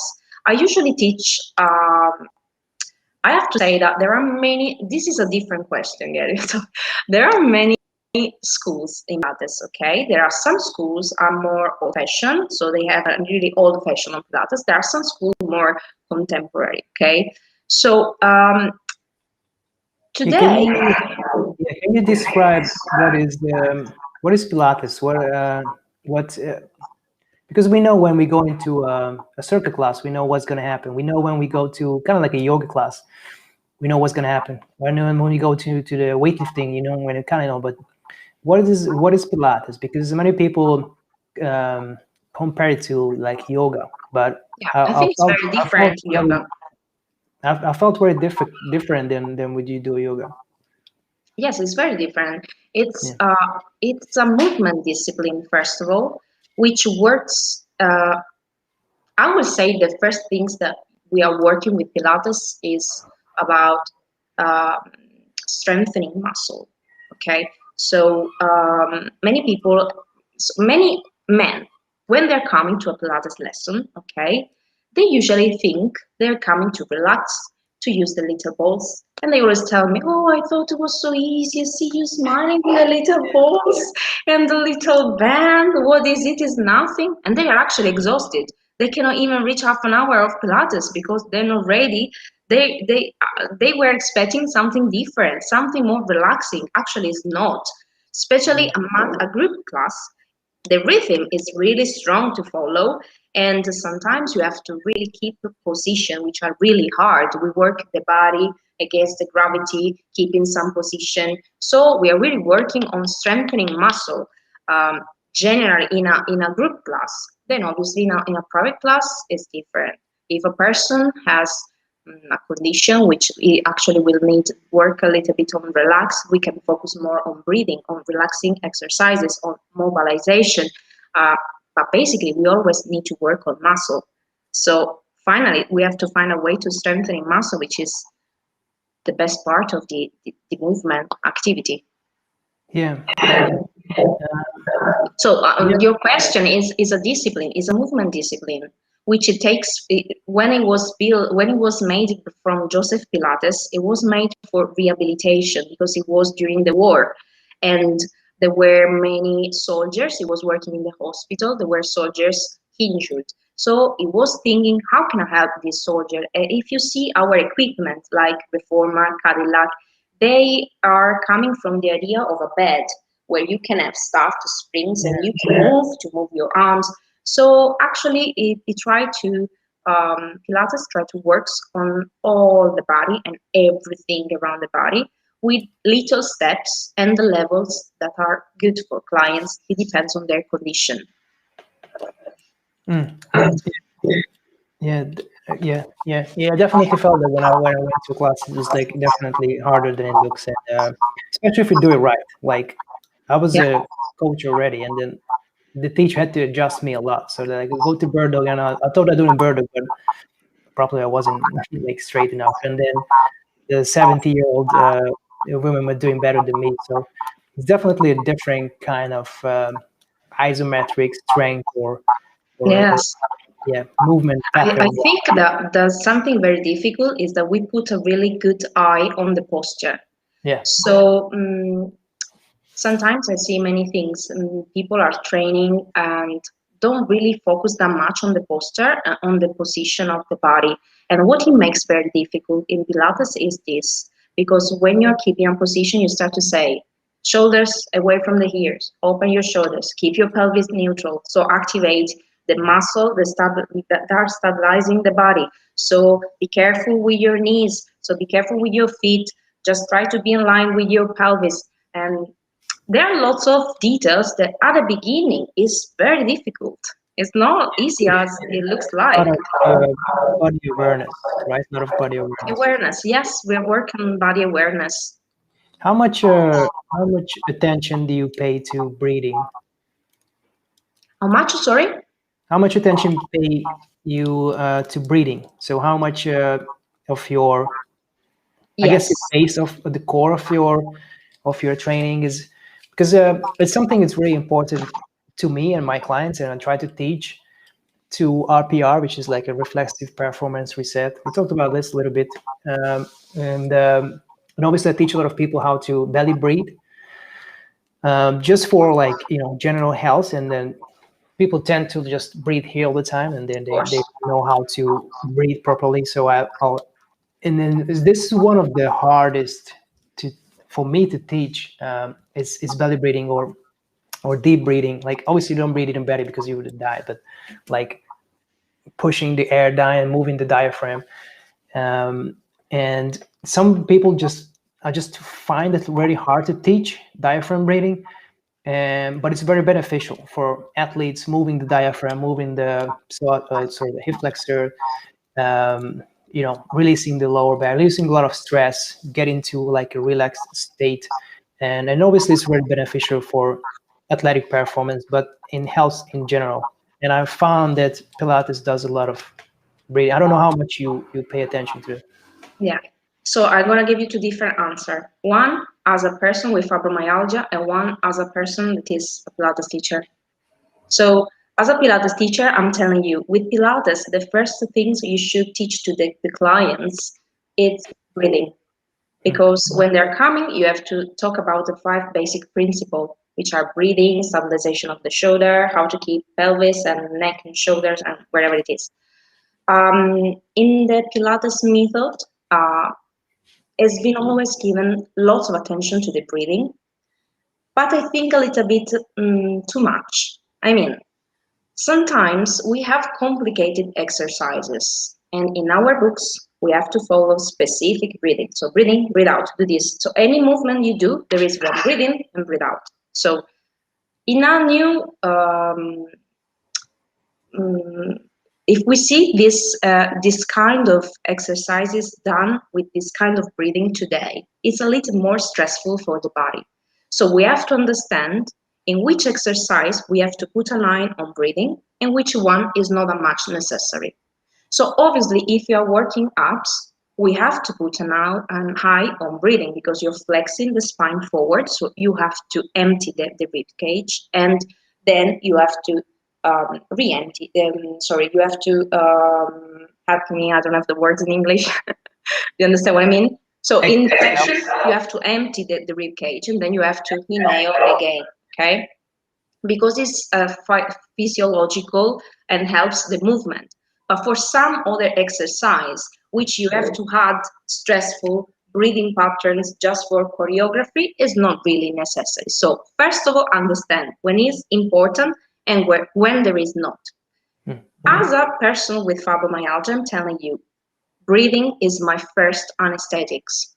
So breathing really helps to calm down the nerve system because the diaphragm is also connected with some little thing to the heart. So when we are breathing slowly, we are also calming the rhythm of the heart, and we are calming the nerve system. So it has a really good effect on the body.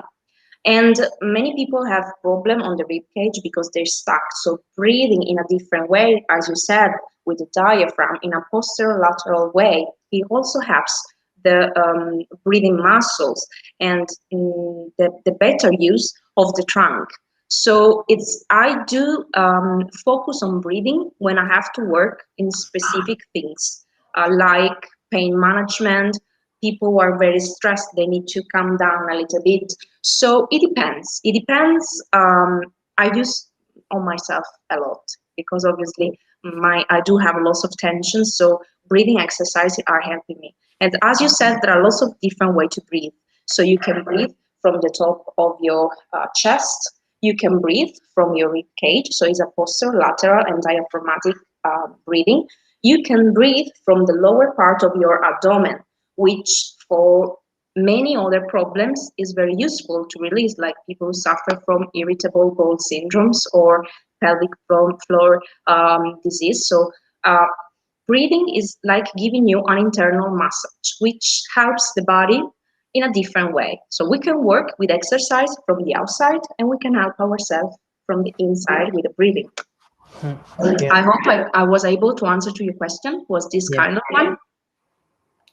Yeah, I think so. Yeah, breathing is number one for me as well. Okay, I don't want to hold you up too much, so I want to move on for the next one, because obviously the pandemic affected, and I'm going to be a little bit more on from the industry side. So people who become personal trainer last year struggled a lot, right? Because you just starting business is already a tough business to be in, because you not just have to be a good teacher, but you have to be good in marketing. You have to be good in a lot of different things. You are self-employed. You're managing your own business, so it's not like you're working for a gym. So they give you a job. If you don't find a job for yourself, then you don't eat. So obviously, there's a lot of business model that does it, but mainly personal trainers, yoga teachers, anyone in the fitness industry, they usually self-employed, and you have to find the job for yourself.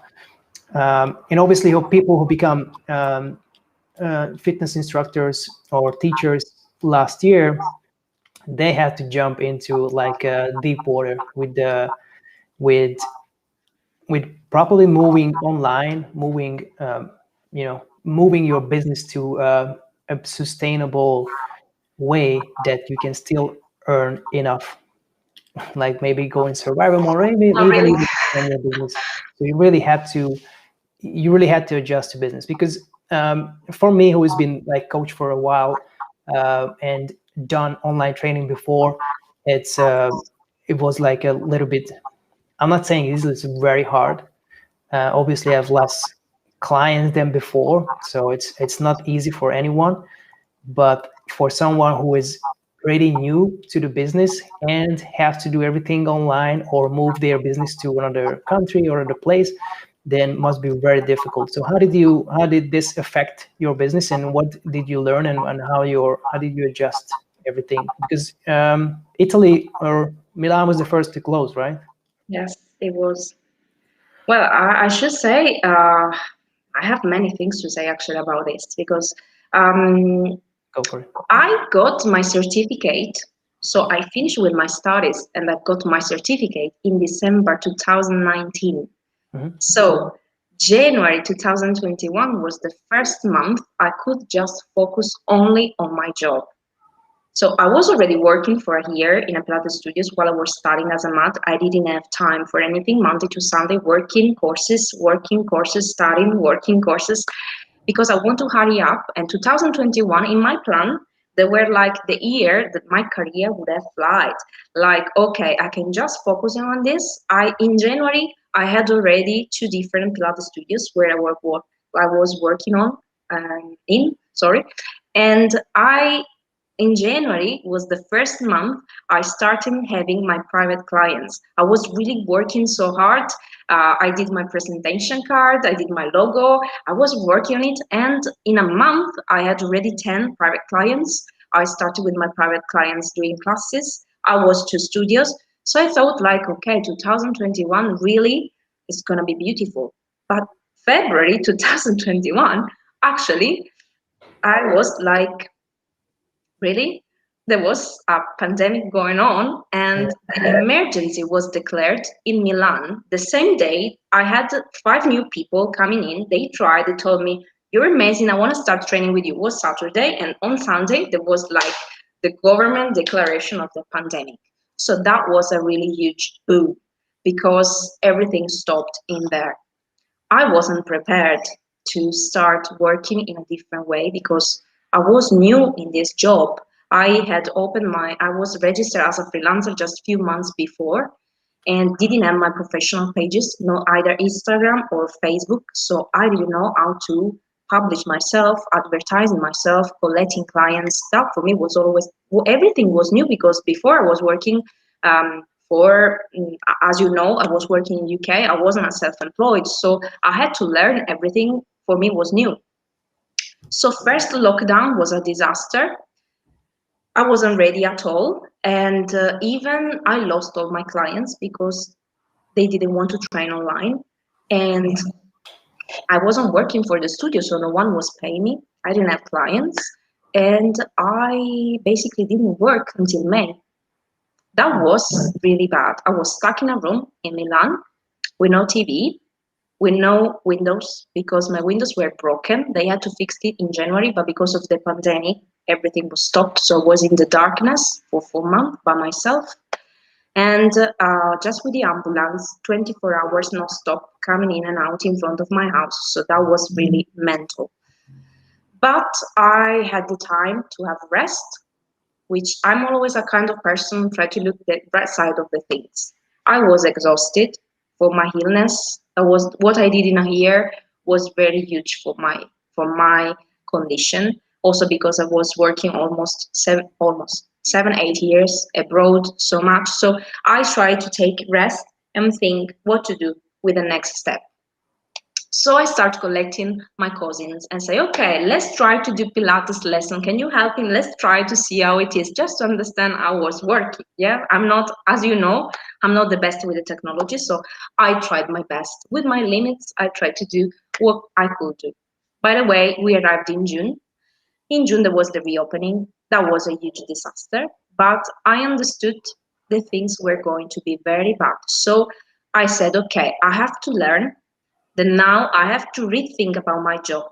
I understood I had to work online, so I start using Zoom, I start using Skype, I opened my Instagram page, I opened my Facebook professional page, I started learning how to do video, how to do tutorial, how to do workout, and I started using these different channels.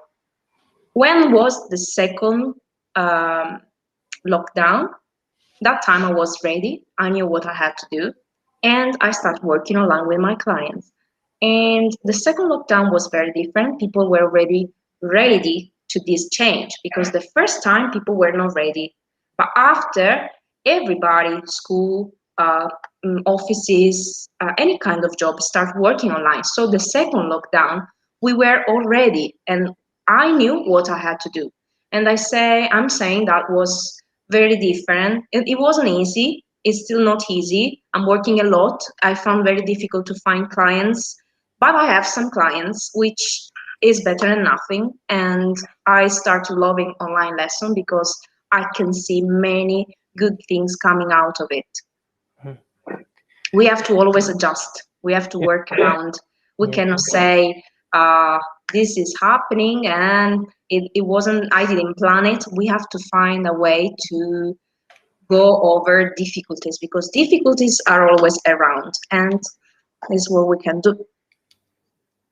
It's good. Yeah, it's good that people can reach you now online as well. Okay, what is the outlook for 2021? How do you see what is the situation in Italy? What's your plan? How are you gonna adjust? What's the outlook for businesses like yours? Until the 5th of March, we are closed. So I don't know what's gonna happen after. I don't know if 2021 is gonna be a better one. Not sure about this. I hope it will, to be honest, for all of us. But probably what I learned in this year is that self-employed, at least in Italy, are not covered at all. So maybe work just as a freelancer is not the only solution. Maybe I should find even something else and work in both. That is very sad for me because I would have liked to do this job as a full time because I love it and I can see how it's beautiful when a person is getting better and tells you, thank you so much, Lara, for your advice. I'm starting feeling better. I have again the control of my life and blah, blah, blah. But I don't know, to be honest. I am Gemini, so in a funny way, I can tell you I have two traits. I have the good one and the bad one. The good one is a dreamer and is telling me, with the Second World War, what happened? There was the economic boom after that. And people start working a lot, and that is going to be the same for your career because people will need to move and do many things, and your career will fly. But there is the other one is a little less dreamer, is keeping me with the feet on the ground. It's telling me, look, maybe you should think about doing something else because I think this year is not going to be the best. And so I don't really know, Diego. I need to go back to Milan next week and see how it looks like because in big towns, they've been very hard to manage. Obviously, people use underground and public transport. It's a difficult life, difficult to manage. That's why Milan was very strict with the law because it's difficult to manage. It's not a little town. There in Brighton, you can say, I'm going to have a walk and breathe on the seafront. We don't have this kind of places. So it's a town. And anytime you have to move, you have to use public transport, which is not the best. So I'm not really able to answer to your question. I don't really know what I'm going to do. For sure, I'm going to keep the online service because I love it.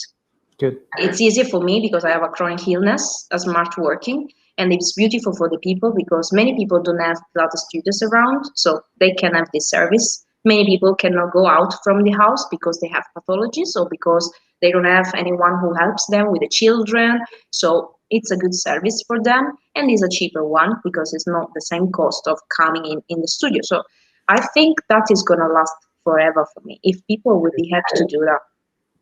Good.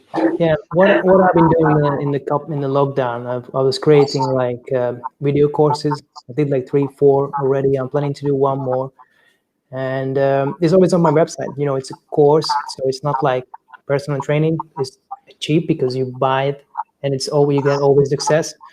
And you teach, you talk about different things in different courses. So let's say my beginner no equipment course. There's this home workout for complete beginners who never did anything, and I have like 8-10 videos about motivation, how to start and everything. So they can run this program for 3-6 months, and then they can purchase another video courses if they move up the ladder. They have the gym courses, and I think that's something you obviously have a little more time probably, and that could be something which is people can purchase and reach out to you, or even for like I'll give this away for a client. So like in this situation when I cannot train them, I'll just like, okay, there is this video course or this training program on my website with videos, and you can download the sheet, and then people can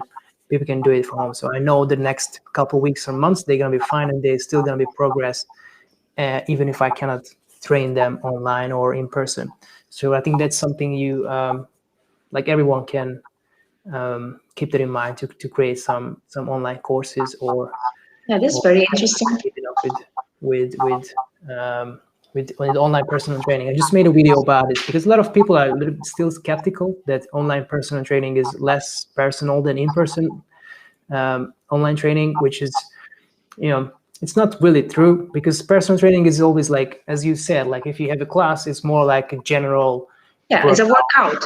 But if someone is personal, you personalize the workouts, personalize the exercises for them, for their condition or their needs.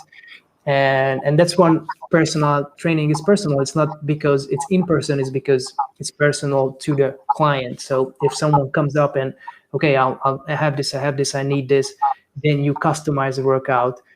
It's the same job. We have to spend time to make a program, to check the progress. So I always try to explain to my clients, if it's online, doesn't mean it's less professional. Yeah. It's the same. I'm going to work the same. If you come to the studio, it's the same thing. Exactly. So it's exactly the same job. And that's why it has also a kind of cost. It's not like it's online, so doesn't mean anything. No, it's a proper job.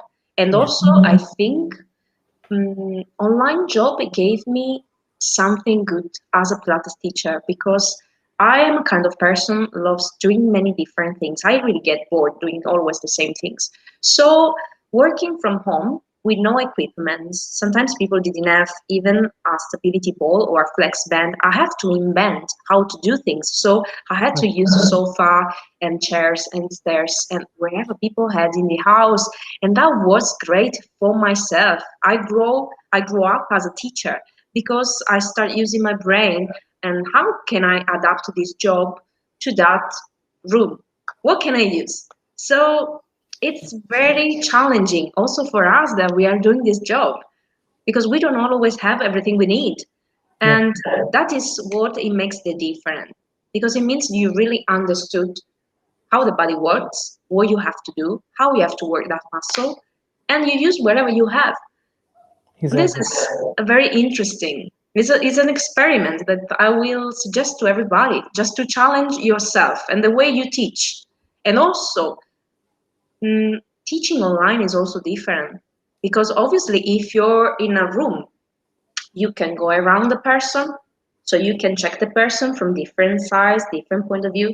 But when you're teaching online, and you cannot stress the person to change all the time the camera, so you have to start learning a different way to check the position. My clients, they start laughing when they start training and they start saying, I can see you with a feet, because maybe I don't see the feet, but I see the knee, and I see how the knee are changing. So now I'm doing an example, So I start looking at different things to understand what they're doing with the rest of the body, which usually I don't do. When I can look around, I can look what I need.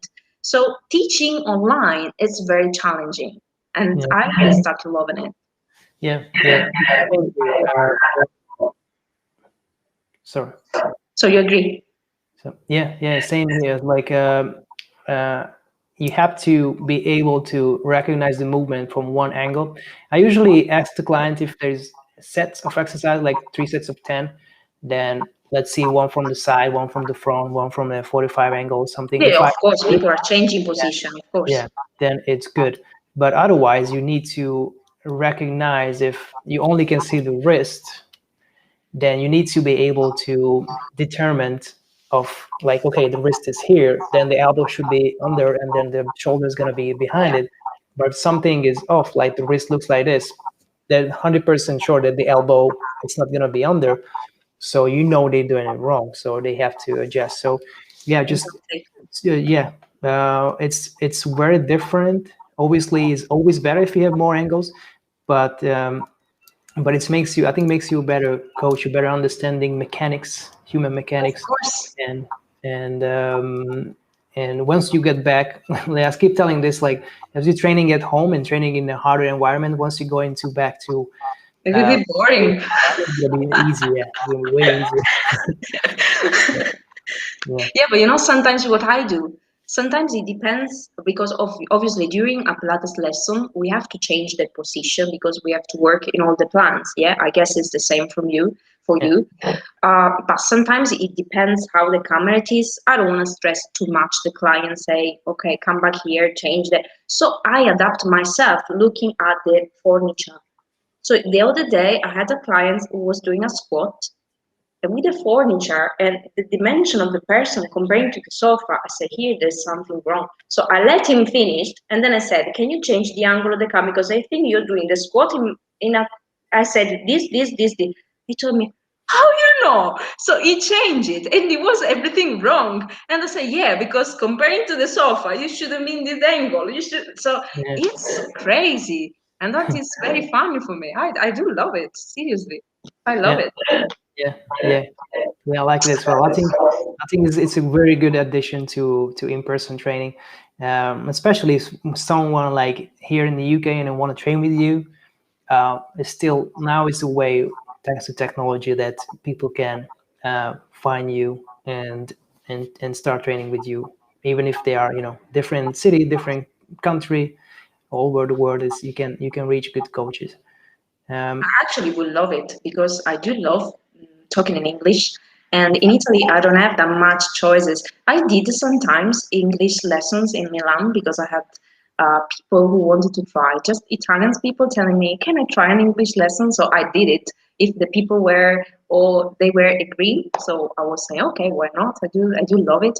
I studied in English because my school is from America, so I practice English anyway, but I really would love to teach in English in a daily base because I do really love it. And who knows, maybe I can have clients from all around Europe, wherever. That would be very nice. Okay, Lara, I'm not gonna hold you back too much. Just tell me if you know anything about reopening Italy. When is your studio is gonna reopen? If there is any date, or if no, then what do you think is gonna reopen? And where people can find you online. Okay, so until the 5th of March, actually, they said everything is going to be closed. I don't know if something is going to change after the 15th of February. I don't know because we have always updates coming in and out. So I don't really know how they would like to do. They were talking maybe to open just for private lessons. But to be honest, as the cost, the owner needs to have to open, I don't think they will reopen just for private lessons because when the first time we reopened after the first lockdown, that was a huge amount of money because of the sanification, all the products and everything for safety. So studios need to have many clients coming in to be able to open and afford the cost. I used to work in different Pilates studios. One is in Bucinasco, Regina Pilates, Studio Regina Pilates. One is in Milan, Centro Informe. And when we will reopen, I hope I will still be able to work in there. I hope so. I don't know how we can, and we will organize again. It's everything with a question point. We are positive. We think everything will back to normal. So people can anyway contact me on my Facebook page, which is Pilates con Lara Lunetta. The same in Instagram, Pilates con Lara Lunetta. And then they can find my number, my email, if they would like to contact me. Obviously, online lesson will be always available. And who knows, maybe I will find more places where I can work.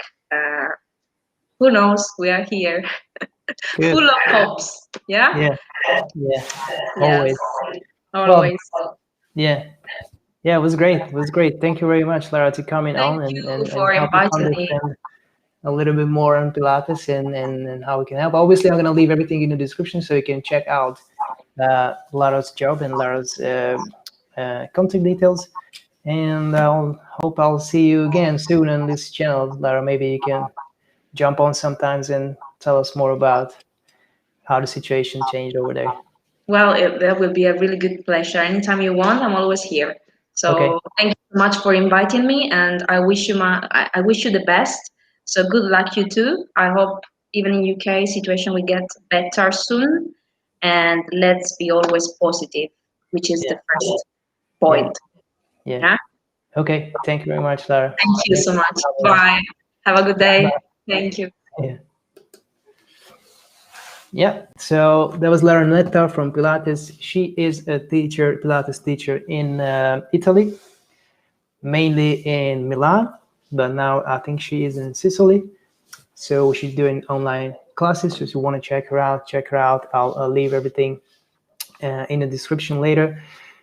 So Lara thinks that in March, Italy starts opening up, hopefully, so you can might see her later in March or April in Milan if the businesses open up in Italy. As I said at the beginning, and with Charlie as well in the previous guest, that we are anticipating to open April, best case scenario, and here in the UK. So Pure Gym hopefully opens up. It's definitely going to be the first gyms to reopen. We have this petition going on. Hopefully, it's raised some awareness in the government and politics, to parliament, to open up the gyms in the UK. We did it once in summer. We reached enough awareness that they kept the gyms open even in tier 3. So basically, it's like a local lockdown here. But we managed to make it like gyms can stay open.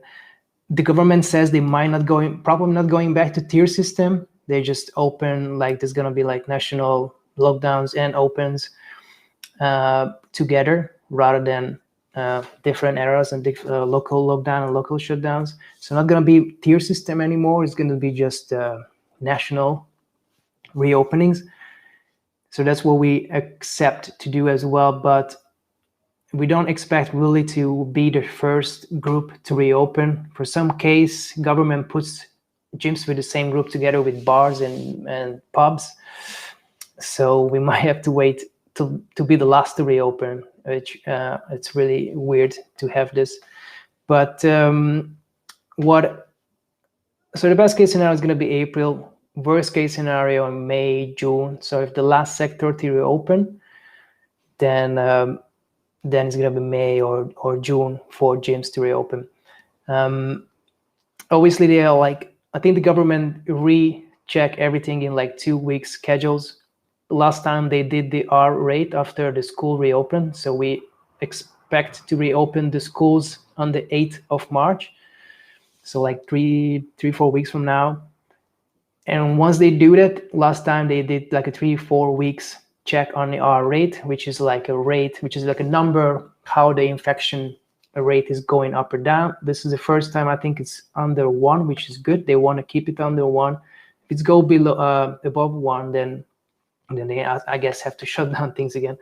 So, but if the R rate is stay below 1, then they start opening up other sectors, like I guess coffee shops and restaurants, other non-essential businesses. So once they come to that, it's going to be the first week of April or the end of March.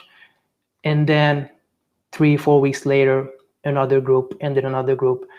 Our first lockdown, gyms was the last to reopen. The second lockdown, or that was the months of like a circuit breaker, gyms opened back up straight, but only for a month. So I don't know, which we are hopeful to reopen in April, but plan to go back in June.